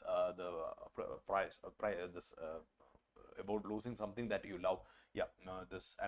It's about a little boy who for the first time in his young life is learning what it is like to experience grief at the loss of a much beloved personal thing. This possession is ball. Ball നഷ്ടപ്പെടുന്നതിനെ അതിനുമായിട്ട് accept ചെയ്ത് മുന്നോട്ട് പോകുന്നതിനെക്കുറിച്ച് അദ്ദേഹം ആ കുട്ടി പഠിക്കുന്നതിനെക്കുറിച്ചൊക്കെയാണ് നമ്മൾ ആ കവിതയിൽ കാണുന്നത്. Summary: once a boy was playing with his ball. It was bouncing in the street up and down. The boy was happily enjoying the game. While bouncing, suddenly it fell into the water and was lost. Without the ball, the boy became full of grief. The poet said and that there were other balls. He could purchase another since it was not a great loss. There was no need to worry, but the boy had that ball for a long time, so he was deeply grieved due to the attachment with it. It was linked to his memories. The poet thinks that it is of no use to purchase another ball. He must feel his responsibility of the loss. The poet conveys the readers of the poem that the loss is inseparable in human life. Fine. The one important. Then next beautiful poem, Amanda. പലപ്പോഴും നമ്മുടെ question പേപ്പറിൽ Amanda related ആയിട്ടുള്ള questions നമുക്ക് കാണാറുള്ളതാണ്. Amanda is another important and very interesting, very simple poem. Robin Klein's this Amanda എന്ന് നമുക്ക് വീണ്ടും കേൾക്കാൻ പറ്റുന്ന that poem അല്ലേ. This repetition of this word Amanda has been composed by this poet and Australian author. The summary: the poem depicts the state of a little girl's mind who is constantly instructed about do's and don'ts. അല്ലേ, പ്രത്യേകിച്ചും നിങ്ങളുടെ പ്രായത്തിൽ നിങ്ങൾ പലപ്പോഴും കേൾക്കുന്നതാണ്, പരിചയപ്പെട്ടിട്ടുള്ളതാണ്. അതുകൊണ്ടാണ് നമ്മുടെ പേപ്പറിലും പലപ്പോഴും അമാൻഡയെ കുറിച്ചുള്ള ചോദ്യങ്ങളും വരാറുണ്ട്. നിങ്ങളുമായിട്ട് വളരെ കണക്ട് ചെയ്യുന്ന ഒരു ക്യാരക്ടർ കൂടിയാണ് അല്ലേ. The little girl keeps dreaming of a life of freedom without any restraints. She dreams of mermaids in the sea, of roaming barefoot in the dusty street of the golden-haired Rapunzel who lived alone in a high tower. She takes no note of what is being said to her. Then she is rebuked by her mother for being moody and sulking all the time. അല്ലേ, അവളെപ്പോഴും എന്തൊക്കെയോ ആലോചിച്ചുകൊണ്ടിരിക്കുകയാണെന്ന് പറഞ്ഞാൽ അമ്മ അവളെ വഴക്ക് പറയുന്നത് ഒക്കെ നമ്മൾ എല്ലാ ജീവിതത്തിൽ നമ്മൾ കടന്നു പോകുന്ന, especially I think the young girls experience this Amanda അല്ലേ. നിങ്ങൾക്ക് അമാൻഡയെ നിങ്ങൾക്ക് കൂടുതൽ നിങ്ങളുമായിട്ട് അടുപ്പമുള്ള ഒരു വ്യക്തിയായിട്ട് തോന്നുന്നുണ്ടാവാം. Fine. Then the trees, another important and beautiful poem. The trees shows the conflict between man and nature. Okay, this the concept or the theme of the conflict between man and nature. That's the central theme of this poem. The trees, with the growth and development of society, human beings have used nature for their own benefit and caused a lot of harm to it. In order to use natural resources, men have forgotten the importance of nature. Okay, പ്രകൃതിയുടെ പ്രാധാന്യത്തെക്കുറിച്ചൊക്കെ. Then summary: this poem is a voice with a body engaged in activities and sensing intrusions that are not organic to the convention of a nature poem. This poem narrates the struggle of a population of trees to escape the confines of a greenhouse or container of nature. The poet tells us that how trees want to break out the bondage of man-made things and reunite with their natural surrounding. അല്ലെ, നമ്മുടെ നേരത്തെ നമ്മൾ കണ്ട ബംഗാൾ ടൈഗറിന്റെ poem and the trees in the poems. ഓക്കെ, സ്വാതന്ത്ര്യത്തെക്കുറിച്ചുള്ള ഒരു ചിന്ത കൂടിയാണ് പങ്കുവയ്ക്കുന്നത്. Trees are revolting as they have lost their natural usefulness. Now bird nest. Yes, hope it's clear to you all. Fine. Then the questions related, does the poem present a conflict between man and nature? The answer is yes, the poem presents a conflict between man and nature. Man is causing deforestation by cutting down the trees for his own use. On the other hand, he decorates his house with trees. Okay, like that. Fine. hope you all remember the points and fog. A beautiful poem. It's a very small poem written by Carl Sandburg. He has described the process of arrival of fog into a city and the harbor. Harbor വന്ന് fog മൂടുന്നതിനെ കുറിച്ച് പറയുന്നു. He has a very beautiful compared it to a cat. എന്താണ് കാറ്റിനോടാണ് പറയുന്നത്. എന്തുകൊണ്ടാണ്? Both ആ silent അല്ലേ, രണ്ടും മറ്റുള്ളവരുടെ കാഴ്ചയിൽ പെടാതെ വന്ന് ആ മുറിയിൽ അല്ലെങ്കിൽ ആ ഒരു പ്രദേശത്ത് will make its playground, okay, without others, not easy. Yeah. Then moving on, this at the end he describes the departure of the fog, which very silently and unpredictably, again similar to the departure of a cat vanish. Yeah, hope it's clear. Then moving to the next. Fine. Yes, the tale of Custard the Dragon is ഏറ്റവും രസകരമായ ഒരു കവിത. പലപ്പോഴും themes connected ആയിട്ടുള്ള themes ഉള്ള സ്റ്റോറിയുമായിട്ട് correlate ചെയ്തുകൊണ്ട് ചോദിക്കാറുള്ള ഒരു കവിത കൂടിയാണ്. The tale of custard the dragon is A whimsically fantasy. Belinda lives alone in her house with her 4 pets, a dog, a cat, and a mouse, and a dragon. All other dwellers of the house except Custard pride themselves of their fearlessness. They mock for Custard for his timidity. But in appearance he was a little ironically, Custard, who fought like a hero against the pirates, agrees that everyone else is braver than him. Than he is. അപ്പോൾ ഒരു situation വന്നപ്പോൾ it was custard who fought against the pirates, the villains. But again, the irony in the stories is തിരിച്ച് അയാൾ വീണ്ടും പഴയ ആ അവസ്ഥയിലേക്ക് തിരിച്ചു പോകുന്നതാണ് നമുക്ക് കാണാൻ കഴിയുന്നത്. The beautiful poem by Ogden Nash. Fine. Next, yeah. Then question related, do you think that one should be made fun of because of their presence and choices in life? Explain the context of Custard the Dragon. Okay, fine. So some similar questions നമുക്ക് expect ചെയ്യാൻ പറ്റുന്നൊരു കവിത കൂടിയാണ്. This one, evaluate Ogden Nash the tale of Custard Dragon as a ballad. What message does the poet give to the readers in this poem? Yeah, fine. Fine. And then for Anne Gregory by W.B.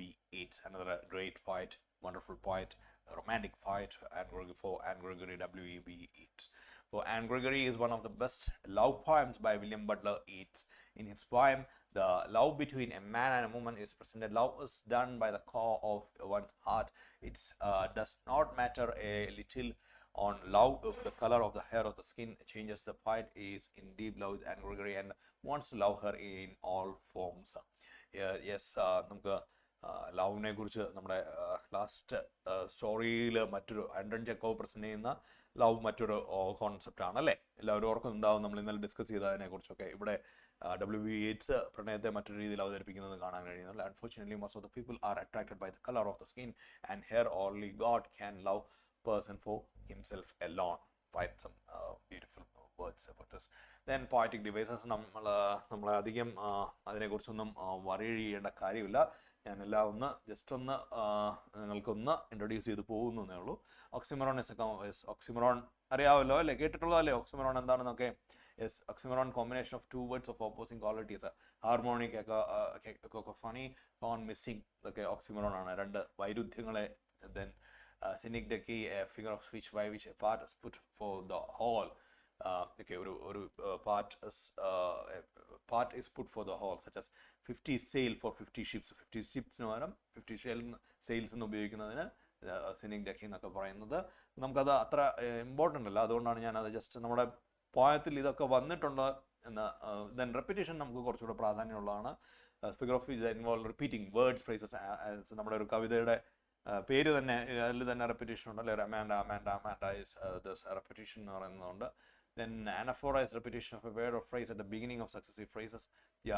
I have a dream എന്ന് പറയുന്നത് ഒരു phrase അല്ലെങ്കിൽ ഒരു word repeat successive ആയിട്ടുള്ള phrases closes അല്ലെങ്കിൽ സെന്റൻസിന് repeat ചെയ്ത് വരുന്നത് അനഫോറ എന്ന് പറയുന്നത്. നമുക്കത് അത്ര ദെൻ അസനൻസ് എന്ന് ഓർത്തിരിക്കുന്നതല്ലാണ്. ചിലപ്പോൾ 1 മാർക്കിനൊക്കെ ചോദിച്ചേക്കാം.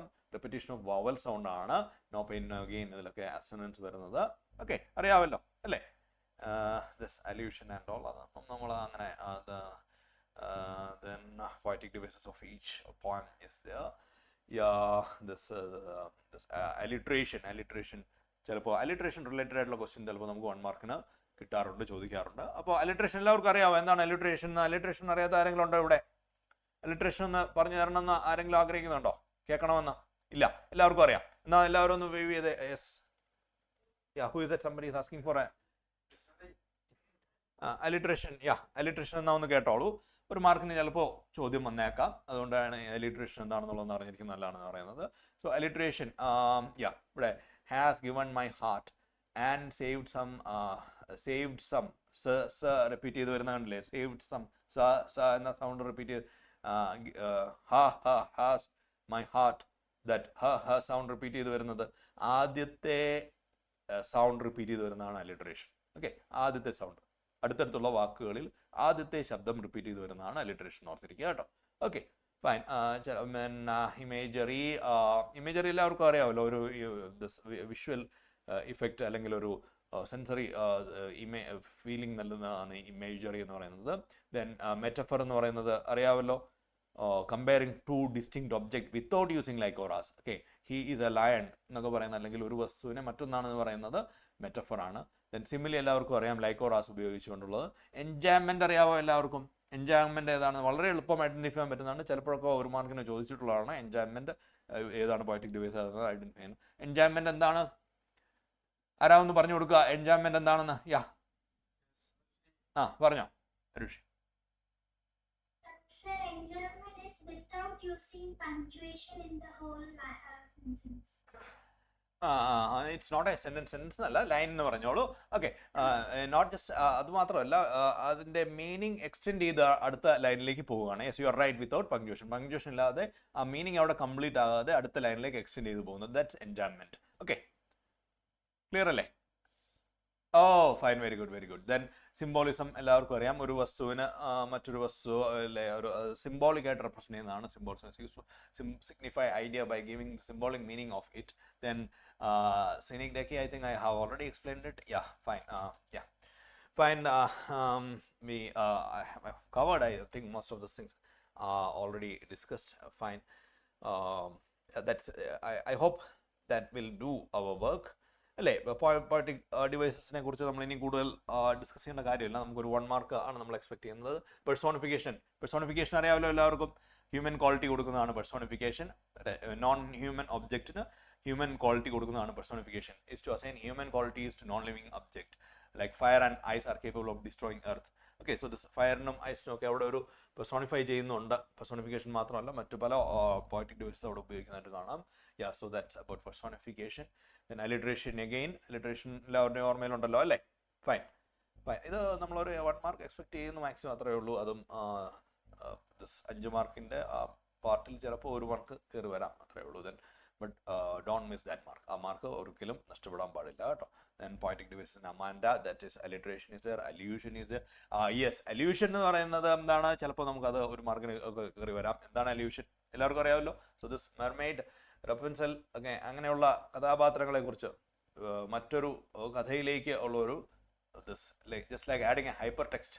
നമ്മുടെ കോണ്ടെക്സ്റ്റിൽ പറയുകയാണെങ്കിൽ ഒരു ഹൈപ്പർ ടെക്സ്റ്റ് കൊടുക്കുന്ന പോലെയാണെന്ന് പറയാം, അല്ലെ? മറ്റൊരു കഥയിലേക്ക് നമ്മളെ കൊണ്ടുപോകുന്ന ഒരു എലമെന്റ് അവിടെ കൊണ്ടുവരുന്നതാണ്. That's allusions. Then metaphor, എല്ലാവർക്കും അറിയാം. I hope it's clear to you all. Then rhyming schemes. Then simile and imagery, fine. അറിയാമല്ലോ അല്ലേ നമ്മൾ ഈ പോയത്തിൽ കാണുന്നത്. Then tale of custard വരുന്ന simile. Then repetition is there. Suddenly എന്ന repetition, alliteration is there. Fine. Then and Gregory metaphor, alliteration, rhyming schemes, imagery. Then all these things from and Gregory. Fine. Then hope it's clear to you all. Fine. I hope that much is enough for our purpose. നമ്മൾ പോയത്തിൽ നിന്ന് ഒരുപാടൊന്നും നമുക്ക് mark കിട്ടാൻ പോകുന്നുമില്ല. And I hope it's clear to you all. Okay അല്ലേ? എല്ലാ കാര്യങ്ങളും പെട്ടെന്ന് ഓർമ്മയിലേക്ക് വന്നില്ലേ? ഫൈൻ. നമുക്ക് ഇനി യെസ്, നമുക്ക് കുറച്ചുകൂടെ ഒന്ന് ഗ്രാമർ ക്വസ്റ്റ്യൻസ് ഒക്കെ ഒന്ന് ഡിസ്കസ് ചെയ്ത് പോവാം. റെഡിയാണോ? ആ ഒരു ഫോക്കസ് ഇല്ലായ്മയൊക്കെ മാറിയില്ലേ? ഇടയ്ക്ക് ക്വസ്റ്റ്യൻസ് ഒക്കെ ആൻസേഴ്സ് ഒക്കെ തെറ്റി വരുന്നുണ്ടായിരുന്നു, അതൊക്കെ മാറിയില്ലേ? ഇപ്പോൾ പോയംസും അതിലെ കാര്യങ്ങളെല്ലാം ഓർമ്മയിലേക്ക് വന്നപ്പം വീണ്ടും ഒന്ന് ശ്രദ്ധിച്ച് നമുക്ക് ആൻസേഴ്സ് ഒന്ന് അറ്റംപ്റ്റ് ചെയ്ത് നോക്കാം അല്ലേ? ഫസ്റ്റ് വൺ വളരെ സിമ്പിളാണ്, ആർക്ക് വേണമെങ്കിലും പറയാവുന്നതാണ്. സോ ആര് വേണമെങ്കിലും പറഞ്ഞോളൂ. It's your choice. പറഞ്ഞോ.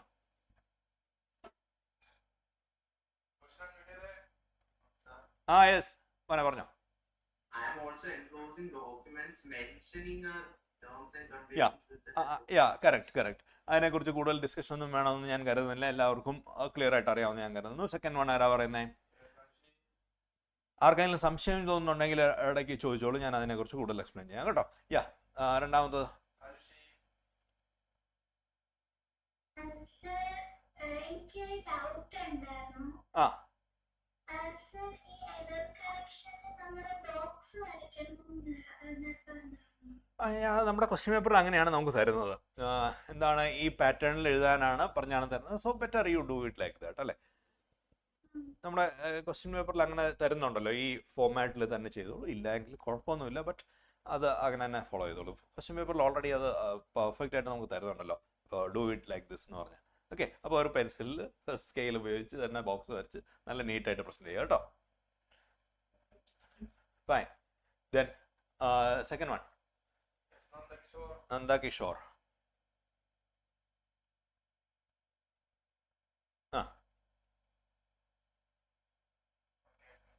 നന്ദകിഷോർ പറഞ്ഞോളൂ. Okay maybe some issues at your side. പറഞ്ഞോ.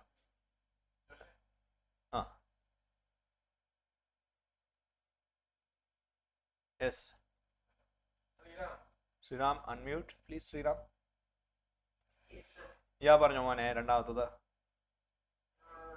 Error made on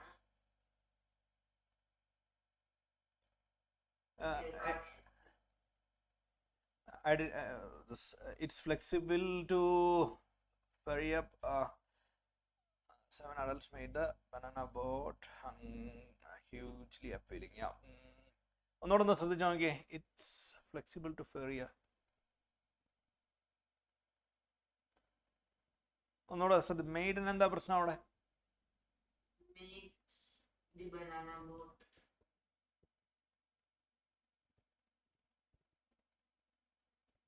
മേക്സ് ആക്കണോ? എന്തിനാ അത്? Why? What is the reason?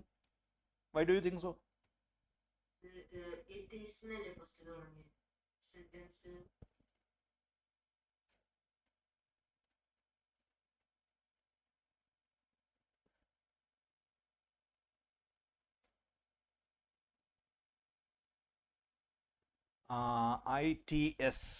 ITS എന്ന് പറഞ്ഞാൽ എന്താ?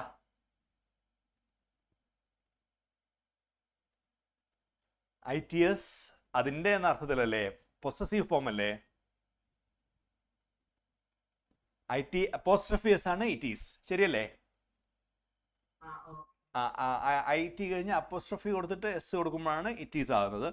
ITS എന്ന് പറഞ്ഞാൽ ഇറ്റ്സ് ആണ്, അതിൻ്റെ എന്ന അർത്ഥത്തിലുള്ള. ശരിയായില്ലേ? കിട്ടിയോ? ഓക്കെ. അപ്പോൾ ഇനി കുഴപ്പമില്ല, മെയ്ഡ് മാറ്റണ്ട, മെയ്ഡ് തന്നെ മതിയല്ലോ അല്ലേ? ഇനി ഒന്ന് ശ്രദ്ധിച്ചു നോക്കിക്കേ.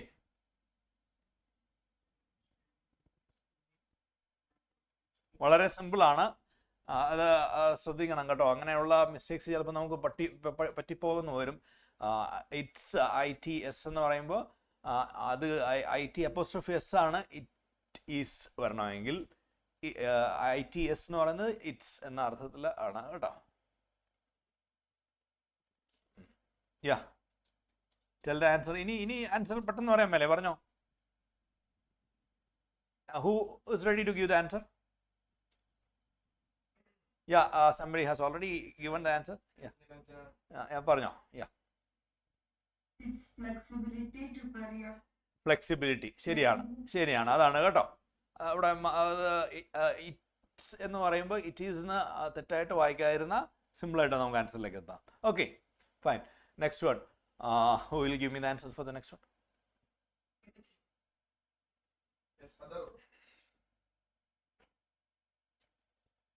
Sir, Milka asked whether he remembered that the cafe where they had a postdoc Had a croissant, like croissant. Croissant. Fine. What's a reports. So what's your answer? Milka asked whether Ah. he remembered Ah. that cafe where they had a question. Okay, they had a croissant. Yeah, fine. That's a dish. Okay, fine. Okay, that's correct. അല്ലേ ശരിയായി ഇപ്പോൾ എല്ലാവർക്കും ശരിയാവുന്നുണ്ടല്ലേ? ആ ഒരു പോയമൊക്കെ കഴിഞ്ഞ് വന്നപ്പോഴേക്കും ആ കാര്യങ്ങളെല്ലാം ഒന്നുകൂടെ ഒന്ന് ഫോക്കസ് ആയിട്ടുണ്ടെന്ന് തോന്നുന്നു. എല്ലാവർക്കും ആൻസേഴ്സ് കിട്ടുന്നുണ്ടെന്ന് തോന്നുന്നു. Fine, good. Fine. I'll just skip this now. We'll come back to this if we have time. Before that, I just want to discuss about this types of letters and all. ഒന്ന് ഈ കാര്യങ്ങളൂടെ നമുക്കൊന്ന് discuss ചെയ്തിട്ട് if we have time we will go back to the grammar exercises. നമ്മുടെ communicative ഇംഗ്ലീഷിൽ നമുക്ക് കുറച്ച് different ആയിട്ടുള്ള പേപ്പറാണുള്ളത്. അവിടത്തേക്കുള്ള കുട്ടികൾക്കും കുറച്ച് ആവശ്യമുള്ള കുറച്ച് കാര്യങ്ങളും കൂടെ നമുക്കൊന്ന് ഡിസ്കസ് ചെയ്ത് പോകാം. അതിൽ this letter to the editor, enquiry letter, complaint letter, order placing letter, ഇത്രയും ലെറ്റേഴ്സൊക്കെയാണ് നമുക്കുള്ളത് അല്ലേ? എല്ലാവർക്കും എല്ലാം അറിയാവുന്ന കാര്യങ്ങളല്ലേ? സംശയങ്ങളൊന്നുമില്ലല്ലോ ലെറ്റേഴ്സിനെ കുറിച്ച്, അതിൻ്റെ ഫോമാറ്റിനെ കുറിച്ച്. എന്നാലും തെറ്റിക്കരുത്, നമ്മൾ പരീക്ഷയാണ്, പരീക്ഷയുടെ എഴുതുന്ന സമയത്തുള്ള ഒരു മൈൻഡ് സെറ്റ് ആയതുകൊണ്ടാകാം ചിലപ്പോഴൊക്കെ നമ്മളെ ഫോർമാറ്റ് കയ്യിൽ പോകരുത്. ഫോർമാറ്റ് ഒരു കാരണവശാലും തെറ്റിക്കരുത്. സെൻറ്റേഴ്സ് അഡ്രസ് ആണ് ആരംഭിക്കുന്നത്, തെറ്റിക്കില്ലല്ലോ, അത് ആരും തെറ്റിക്കില്ലല്ലോ. സെൻറ്റേഴ്സ് അഡ്രസ്സിൽ നല്ലേ തുടങ്ങുള്ളൂ. ഡേറ്റ് എക്സ്പാൻഡഡ് ഫോമിൽ തന്നെ ഡേറ്റ് എഴുതുമല്ലോ. റിസീവേഴ്സ് അഡ്രസ്സ് കൊടുക്കുമ്പോൾ പ്ലേസ് വയ്ക്കാൻ മാർക്കില്ലല്ലോ. ഇതൊക്കെ പലപ്പോഴും നമുക്ക് മറന്നു പോകും പരീക്ഷയുടെ ആ ഒരു സമയത്ത്, ആ ഒരു ടെൻഷനിൽ, അല്ലെങ്കിൽ ആ ഒരു പെട്ടെന്ന് ഉള്ള ഒരു എഴുതുമ്പോൾ തിരിഞ്ഞു പോകാനൊക്കെ സാധ്യതയുണ്ട്. അത് തിരിഞ്ഞു പോകരുത്. ഒന്നുകൂടെ അത് സ്വയമായിട്ടൊരു ലെറ്റർ എഴുതി നോക്കി ഒക്കെ വേണം പരീക്ഷയ്ക്ക് മുമ്പ് ഒന്ന് പ്രിപ്പയർ ചെയ്തിട്ട് വേണം പോകാൻ കേട്ടോ. ഫൈൻ. സോ ഇത് ഈ 4 ലെറ്റേഴ്സാണ് നമുക്ക് മെയിനായിട്ടുള്ളത്. അതിൽ ഡിഫറൻസ് ഉണ്ട്, അതിൻ്റെ പ്രസൻറ്റേഷനിൽ കുറച്ച് ഡിഫറൻസ് ഉണ്ട്. അതെന്തൊക്കെയാണ് നമുക്കൊന്ന് പെട്ടെന്ന് നോക്കാം. This letter to the editor, these are written to with the intent to draw the public's attention towards a social or common issue through any renowned newspaper or magazine. Fine. Then the next is inquiry letter. These letters are generally written to seek more information or clarity on topics such as this curriculum or coursework of a workshop planning. Okay, this inquiry letters ne kurichu adinte formats. Then complaint letters അതിൻ്റെ ഫോർമാറ്റിൽ ചെറിയ difference ഉണ്ട്. Then order placing letters ആണ് അടുത്തതായിട്ടുള്ളത്. So this to place an order. Okay, fine. This then first thing it's sender's address. ഇപ്പം ഞാൻ വീണ്ടും ഓർമ്മിപ്പിക്കുന്നത്, പലപ്പോഴും നമ്മൾ പരീക്ഷയ്ക്ക് എഴുതുമ്പോൾ ആ ഒരു മൊമെൻറ്റിൽ നമുക്ക് മിസ്റ്റേക്ക് പറ്റാൻ സാധ്യതയുള്ളൊരു ടോപ്പിക് ആയതുകൊണ്ടാണ് നമ്മൾ 8ാം ക്ലാസ് 9ാം ക്ലാസ്സിലൊക്കെ ധാരാളം ലെറ്റേഴ്സ് എഴുതിയിട്ടുണ്ട്, ഫോർമൽ ലെറ്റേഴ്സ് എഴുതിയിട്ടുണ്ട്. എന്നാലും മാറിപ്പോകാൻ ആ നിമിഷം ഒരു some doubts, I think. Do you have any doubts regarding this? If I can, what is your doubt? Order placing letter അതിൽ നമ്മൾ ബോക്സ് വരയ്ക്കണം. ലെറ്റേഴ്സിൻ്റെ കേസിൽ it's not mandatory to draw the box, but of course it's better to draw the box. Okay, നിങ്ങളുടെ answer ഷീറ്റിൽ അത് letter എഴുതുന്നത് ഒരു ബോക്സിൽ ആണെങ്കിൽ it's better. Okay, that's all. It's not mandatory. Anybody, any what's another doubt? Ask me. Joe, what's your doubt? Sir, in some places I see that the sender address, like maybe it's 24 bar 20 Yeah. New Delhi. Yeah. But India is below it. Can we write like the same line? New Delhi, India, or are we supposed to India as a sender? Why this why is it writing this India and what's the purpose of writing India there? No, in the question it is given like you are resident of this area, New Delhi, India. Like they give the address. In that case you can write it out in the next line. Okay, don't write it in the same line. Okay, next line. Fine. But still it's not a mandatory that the question അങ്ങനെ തന്നിട്ടുണ്ടെങ്കിലും, even if you are writing the letter to a person in India, ഇന്ത്യയിലുള്ള ഒരാൾക്ക് തന്നെയാണ് എഴുതുന്നതെങ്കിൽ പിന്നെ that's not needed. New Delhi is enough. India എന്നുകൂടെ mention ചെയ്യേണ്ട കാര്യമില്ല. Fine. if it's there in the question paper, and if you are forwarding this letter to somebody else in some other place, yeah, you must write it in the next line. Okay, അടുത്ത ലൈനിലായിട്ട് കൊടുക്കുക. Fine. So any other doubts? Yeah. Yes, sometime. As I said, Yeah. I have doubt like 3 hours like for each section. How many Yeah. minutes? Yeah, it's very simple. The calculation is very simple. ഞാൻ ഇന്നലെ പറഞ്ഞ പോലെ തന്നെ this വേർഡിൻ്റെ count നോക്കി നമ്മൾ എങ്ങനെ എഴുതുന്നുള്ള കാര്യം ഞാൻ ഏകദേശം ഇന്നലെ പറഞ്ഞു തന്നല്ലോ. ആ ഒരു രീതി ചെയ്യാവുന്നുള്ളത് അത് ക്ലിയർ ആയില്ലേ? So just like that mark divide ചെയ്ത് നോക്കിയാൽ നമുക്ക് ടൈം കിട്ടും അല്ലേ? So we have 80 marks. So അങ്ങനെയാണെങ്കിൽ എത്ര മിനിറ്റ് ഉണ്ട് നമുക്ക്? We have 3 hours almost. 3 hours means how many minutes we have? 180 minutes. Yeah, 180 by so 80 into 2, 160, isn't it? Yes. So എത്ര മിനിറ്റ് വരെ നമുക്ക് how many minutes can we use for 1 mark question? Very simple. 2 minutes. 2 minutes maximum. So 6 marks a question you can use up to 15 or 20 minutes വരെ നിങ്ങൾക്ക് ഒരു 6 മാർക്കിൻ്റെ question പോകാം. That's അത് കുറച്ച് ടൈറ്റാണ്, അത്രയും പോകരുത്. ഒരു 15 to 20 ആണ്. ആ സമയത്തിനുള്ളിൽ നിങ്ങൾ എഴുതി തീർക്കുന്നില്ലെങ്കിൽ കുറച്ച് സ്പേസ് കൊടുത്തിട്ട് വേണമെങ്കിൽ നമുക്ക് അടുത്തതിലേക്ക് പോകാം. ഓക്കെ, അപ്പോൾ ആ ഒരു ടൈം ഒരു മാർക്കിന് ഏകദേശം 2.5 മിനിറ്റ് വീതം കാൽക്കുലേറ്റ് ചെയ്തുകൊണ്ട് നമ്മൾ മാനേജ് ചെയ്യുക കേട്ടോ.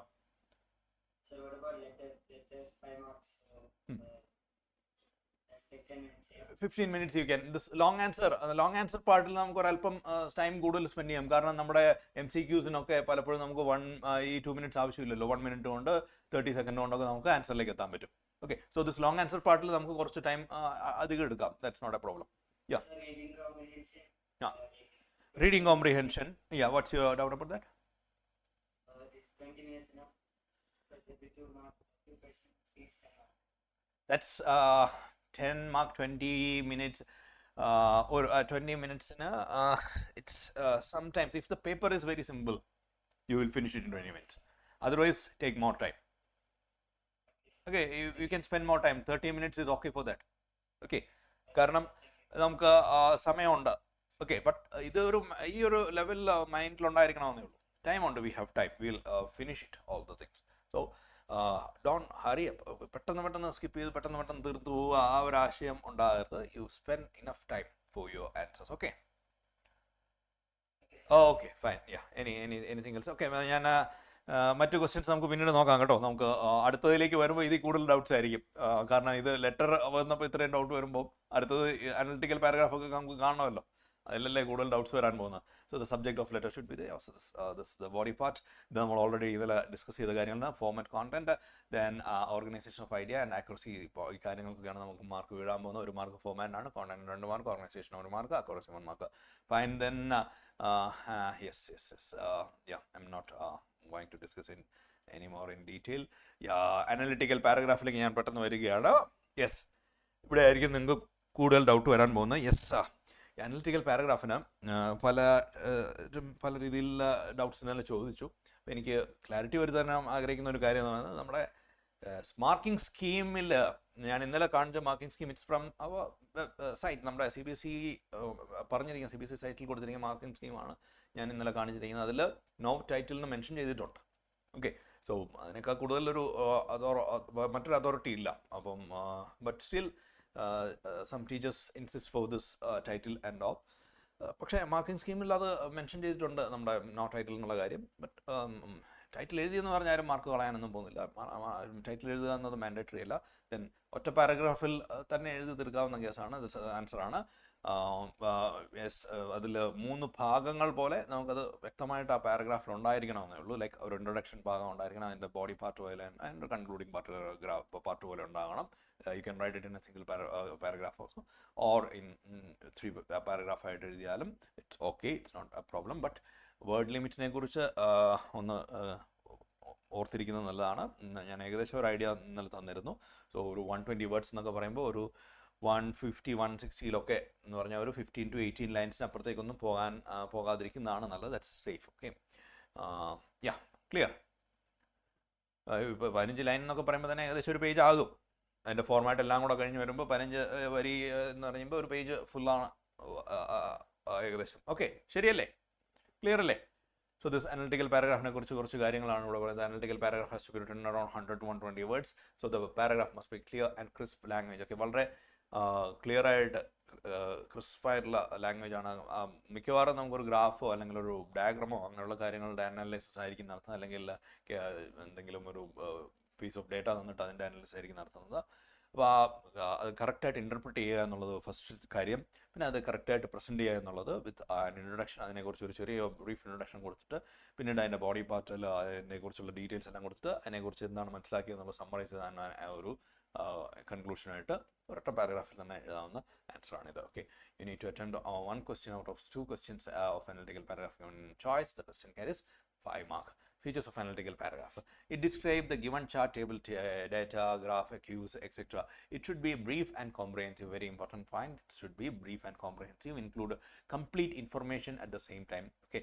It should state facts that are provided by the chart. അപ്പോൾ ആ പിക്ചറിൽ നിന്ന് നമുക്ക് കിട്ടുന്ന ആ ഡേറ്റ എല്ലാം കറക്റ്റായിട്ട് അനുസരിച്ച് കംപ്ലീറ്റ് ആയിട്ടുള്ള ഫാക്ട്സ് അതിനെക്കുറിച്ച് കറക്റ്റായിട്ടുള്ള കാര്യങ്ങൾ എഴുതേണ്ടതുണ്ട്. It's necessary to make use of simple and accurate language. Simple ആയിരിക്കണം, ആക്യുറേറ്റ് ആയിരിക്കണം, ക്ലാരിറ്റി ഉണ്ടായിരിക്കണം the language. Okay, fine. Then it should mention figures and quantities approximately. It is appropriate to use the same tense throughout the analytical paragraph, as consistency of tense very important. No personal observation or responses should be analytical paragraph ആണ്. Analytical paragraph ആണ്. So subjective ആയിട്ടല്ല, objective ആയിട്ടാണ്. Okay, subjective objective തമ്മിലുള്ള difference എല്ലാവർക്കും അറിയാമല്ലോ അല്ലേ? So ആ പോയിന്റാണ് ഇവിടെ പറയുന്നത്. No personal observation or response should be provided. നമ്മൾക്ക് അത് ആ ഡേറ്റ അനലൈസ് ചെയ്ത് നമുക്ക് എന്ത് തോന്നുന്നു എന്നുള്ളതല്ല, ആ ഡേറ്റ എന്ത് പറയുന്നു എന്നുള്ളതാണ് നമ്മൾ അനലിറ്റിക്കൽ പാരഗ്രാഫിൽ പ്രസന്റ് ചെയ്യാൻ പോകുന്നത്. ക്ലിയർ അല്ലേ? Any doubts about that? നമുക്ക് മനസ്സിലായ കാര്യങ്ങൾ നമ്മുടെ ഇഷ്ടത്തിനനുസരിച്ച് പ്രസന്റ് ചെയ്യുന്നതല്ല analytical paragraph. That's descriptive writing. This is analytical writing. Okay, no personal observation or response should be provided. It would be preferable to use passive form of the verb. Passive forms ഉപയോഗിക്കുന്നത് അഭികാമ്യമാണ്. Fine. Then analytical paragraph writing format. An analytical paragraph shall be divided into 3 parts. ഇപ്പോൾ paragraph ഒറ്റ പാരഗ്രാഫിൽ തന്നെ നമുക്ക് എഴുതാം. ഈ 3 ഭാഗങ്ങൾ അതിനുണ്ടാവണം ആ പാരഗ്രാഫിന്. അല്ലെങ്കിൽ 3 പാരഗ്രാഫിൽ എഴുതുന്നുവെങ്കിൽ it's not a problem. Okay, even if you give a title and this byline, it's okay. But I think നമ്മുടെ CBSE മാർക്കിംഗ് സ്കീമിൽ മെൻഷൻ ചെയ്തിരിക്കുന്നത് നേരെ മറിച്ചാണ്. ടൈറ്റിൽ ആവശ്യമില്ല എന്നുള്ള രീതിയിൽ തന്നെയാണ്. Okay, you can check it in the website also. Yeah, fine. This is about the CBSE marking scheme and all. Yes, this ഈ രീതിയിൽ തന്നെ നിങ്ങളുടെ ആൻസർ വരണം. Then format of analytical paragraph writing. നമുക്കൊരു ഫോർമാറ്റ് കൊണ്ട് നമുക്ക് ചെക്ക് ചെയ്യാം. Introduction, explain in 1 or 2 lines subject of the graph given. Okay, ആദ്യം ഇൻട്രൊഡക്ഷൻ പറഞ്ഞാൽ എന്തിനെ കുറിച്ചാണ് ഈ ഗ്രാഫ് പറയുന്നത് എന്നുള്ളത് 1-2 വരികളിലായിട്ട് എഴുതുക. Then body, explain in detail what the graph is about. Use relevant figures, explain trends and make comparison and contrast. Divide into subparagraphs if required. Okay, subparagraph ആകുന്നതിൽ തെറ്റൊന്നുമില്ല. ആവശ്യമുണ്ടെന്നെങ്കിൽ അവിടെ സബ്പാരഗ്രാഫ് ആയിട്ട് നമുക്ക് എഴുതുന്നതിൽ തെറ്റൊന്നുമില്ല. Then conclusion, conclude the paragraph giving the overall view of summary of the graph. അപ്പോൾ ആ ഗ്രാഫിൽ നിന്ന് നമ്മൾ എന്താണ് മനസ്സിലാക്കുന്നതെന്ന് ഒബ്ജക്റ്റീവായിട്ട് മനസ്സിലാക്കിയെടുത്ത് അതിനെക്കുറിച്ച് ഒരു കൺക്ലൂഡിങ് ഒരു 2-3 വരികളിലായിട്ട് കൺക്ലൂഷൻ കൊടുക്കുക. ക്ലിയർ അല്ലേ? How do you start an analytical paragraph?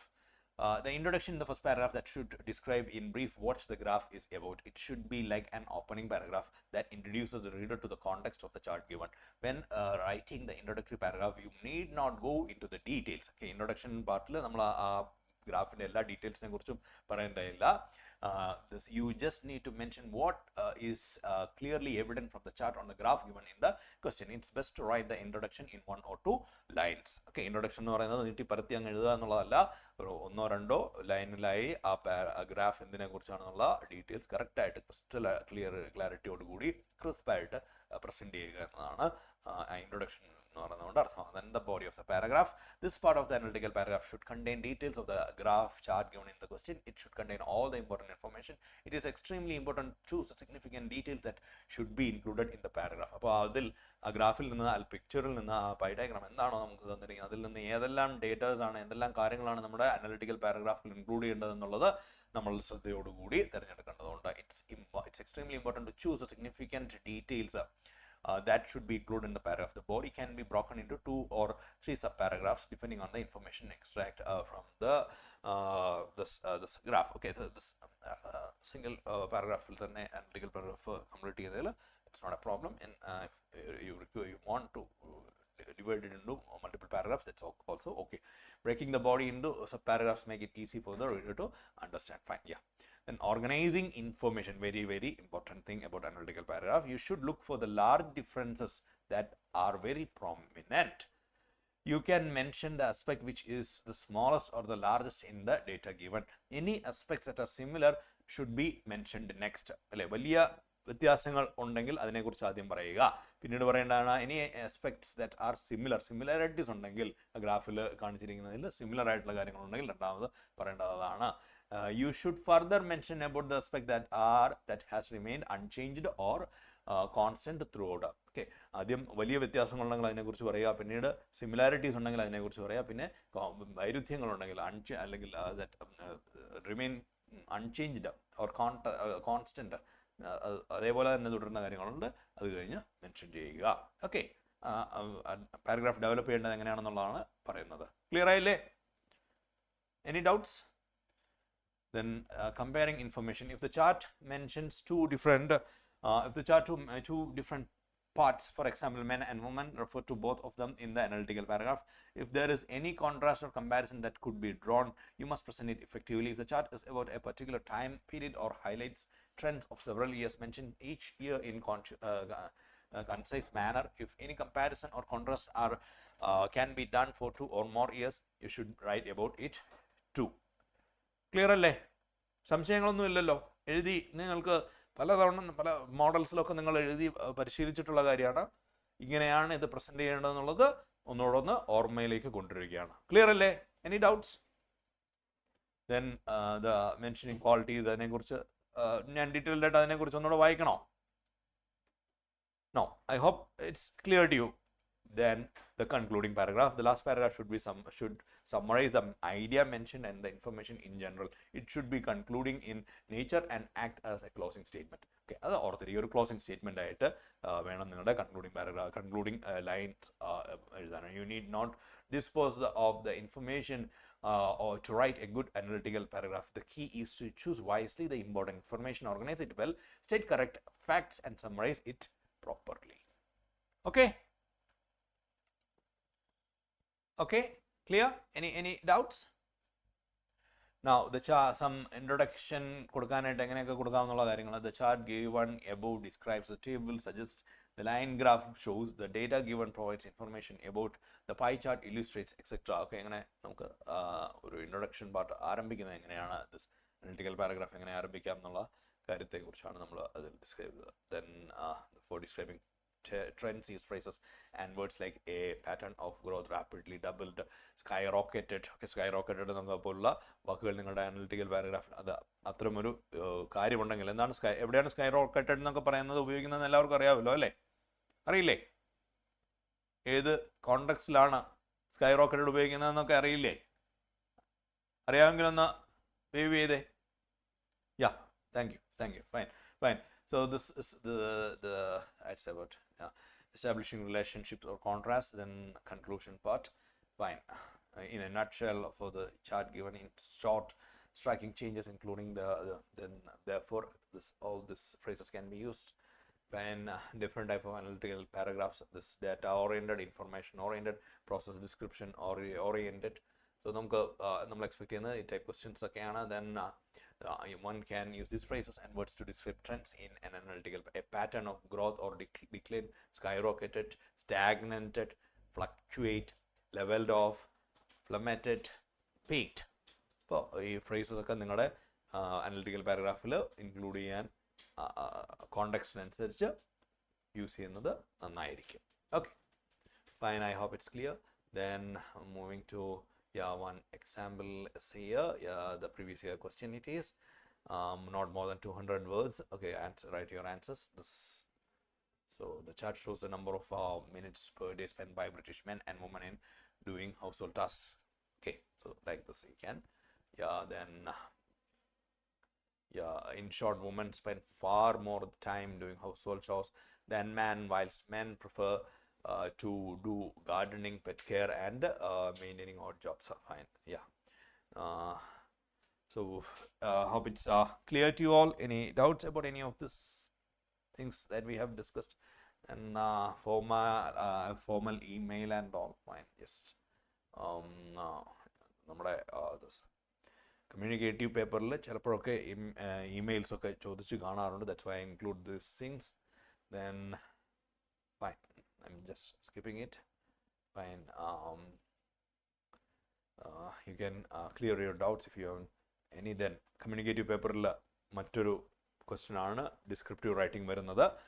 So അവിടെ അനലിറ്റിക്കൽ പാരഗ്രാഫ് അല്ല, ഡിസ്ക്രിപ്റ്റീവ് റൈറ്റിംഗ് ആണ് വരുന്നത് കമ്മ്യൂണിക്കേറ്റീവ് പേപ്പറിൽ. അവിടെ വരുന്നത് this writing composition which describes any object. Description ആണ്, that's entirely different thing. If you have any doubt about descriptive writing and all, just message me, I will clear it. Okay, then descriptive writing in a format. Okay, yes, I'll share this PDF also. Yes, then write a factual description of the, this is not for the literature paper, this is for the communication paper, communicative paperലാണ് description writing വരുമെങ്കിൽ വരിക. Okay, fine. Then article writing also, അതും അവിടെ story റൈറ്റിങ്ങോ article റൈറ്റിങ്ങോ description റൈറ്റിങ്ങോ ഒക്കെയാണ്. Description writing ആണ് ഇപ്പോൾ common ആയിട്ട് ചോദിക്കുന്നത്. Fine. Then ഇതിലെ എവിടെയെങ്കിലും ഡൗട്ട്സ് ഉണ്ടെങ്കിൽ you just message me, I will clear your doubts. Then fine. Some conversion from direct to indirect speechനെ കുറിച്ച് പെട്ടെന്ന് നമുക്കൊന്ന് നോക്കിയിട്ട് പോകാം കാര്യങ്ങൾ. I do not know where to go. He said that he did not know where to go. ടെൻസിൽ മാറ്റം വരുത്തണം. Pronouns ഉണ്ടെങ്കിൽ അതിൽ മാറ്റം വരുത്തണം. അഡ്വേർബൽ ഒക്കെ മാറ്റങ്ങൾ വരുത്തുന്നുണ്ടെങ്കിൽ മാറ്റം വരുത്തണം. ശ്രദ്ധിക്കുക, ഓർത്ത് ചെയ്യുക. ഓക്കെ, എപ്പോഴും തെറ്റുന്ന കാര്യങ്ങളാണ്. ദെൻ മോഡൽ ഓക്സിലറീസ് ഉണ്ടെങ്കിൽ മാറ്റം വരുത്തണം. Will, would, shall, should, can, could, may, might ഇങ്ങനെയുള്ള മാറ്റങ്ങൾ വരുത്തണം. Okay, fine. That's about indirect സ്പീച്ചിനെ കുറിച്ച്. പെട്ടെന്ന് ഓർമ്മയിലേക്ക് വരാൻ വേണ്ടി റീചെക്ക് ചെയ്യുമ്പോൾ നിങ്ങൾ എഴുതിയ ആൻസർ ഈ കാര്യങ്ങൾ പ്രത്യേകം മനസ്സിൽ വെച്ച് റീചെക്ക് ചെയ്യുക. തെറ്റ് വരാൻ സാധ്യതയുള്ളത് ഈ ഭാഗങ്ങളിലാണ് എന്നതാണ്. Okay, fine. Then reporting verb is changing reporting verb. Okay, question ആണെങ്കിൽ ആസ്ഡ്, ഇൻക്വയർഡ്, വണ്ടേർഡ് അങ്ങനെ. ദിസ് റിപ്പോർട്ടിംഗ് വെർബിൽ മാറ്റം വരുത്തുന്നതുകൊണ്ട്. Then question mark is removed. ഞാൻ ഇന്നലെ തന്നെ പറഞ്ഞിരുന്നു, ഓർക്കുന്നുണ്ടാവും. റിപ്പോർട്ട് ചെയ്യുന്നത് സ്റ്റേറ്റ്മെന്റ് ആയിട്ടാണ്. Even if you are reporting a question, we are reporting it as a statement. അറിയാമല്ലോ? ക്ലിയർ അല്ലേ? ഓക്കെ അല്ലേ? No doubts? Then fine. ഇമ്പറേറ്റീവ്സിനെ മാറ്റുന്നത്. Okay, this oh no, I am this imperatives told, ordered, or commanded, and yes, with to instead of open the door, he told me to open the door. അറിയാവുന്ന കാര്യമല്ലേ? To infinitive ഫോമിലേക്ക് മാറ്റുന്നത്.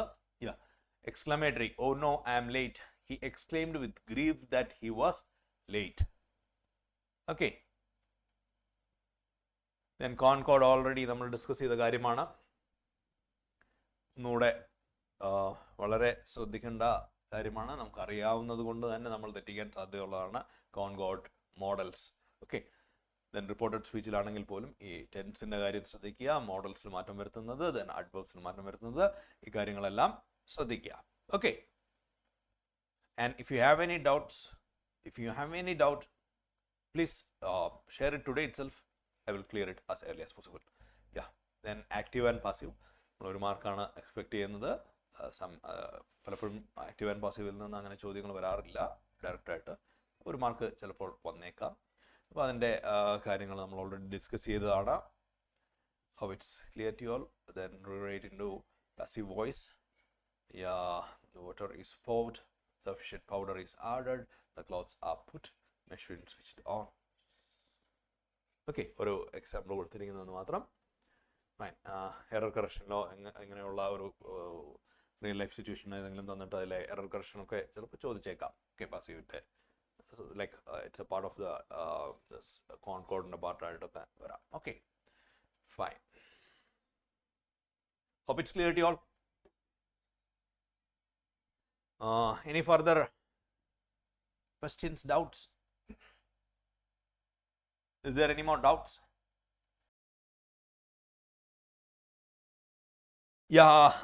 നിങ്ങൾക്കുള്ള doubts, yes of course നിങ്ങൾ ഇനിയും കൂടുതൽ questions try ചെയ്യുമായിരിക്കും, question papers കൂടുതൽ നിങ്ങൾ ട്രൈ ചെയ്യുമായിരിക്കും ഞാൻ കരുതുന്നു, അല്ലേ? Sample papers, some other question papers നിങ്ങൾ നേരത്തെ ചെയ്തിട്ടുള്ളതും ചെയ്യാത്തതുമായിട്ടുള്ള ക്വസ്റ്റ്യൻ പേപ്പേഴ്സ് നിങ്ങൾ ട്രൈ ചെയ്ത് നോക്കുക. ഓക്കെ, സോ നിങ്ങൾക്ക് അത് ചെയ്യുമ്പോൾ നിങ്ങൾക്ക് ഡൗട്ട്സ് ഉണ്ടാകാം, അല്ലെങ്കിൽ എന്തുകൊണ്ടാണ് ഇങ്ങനെ ആൻസർ വന്നതെന്നുള്ള സംശയങ്ങളുണ്ടാകാം.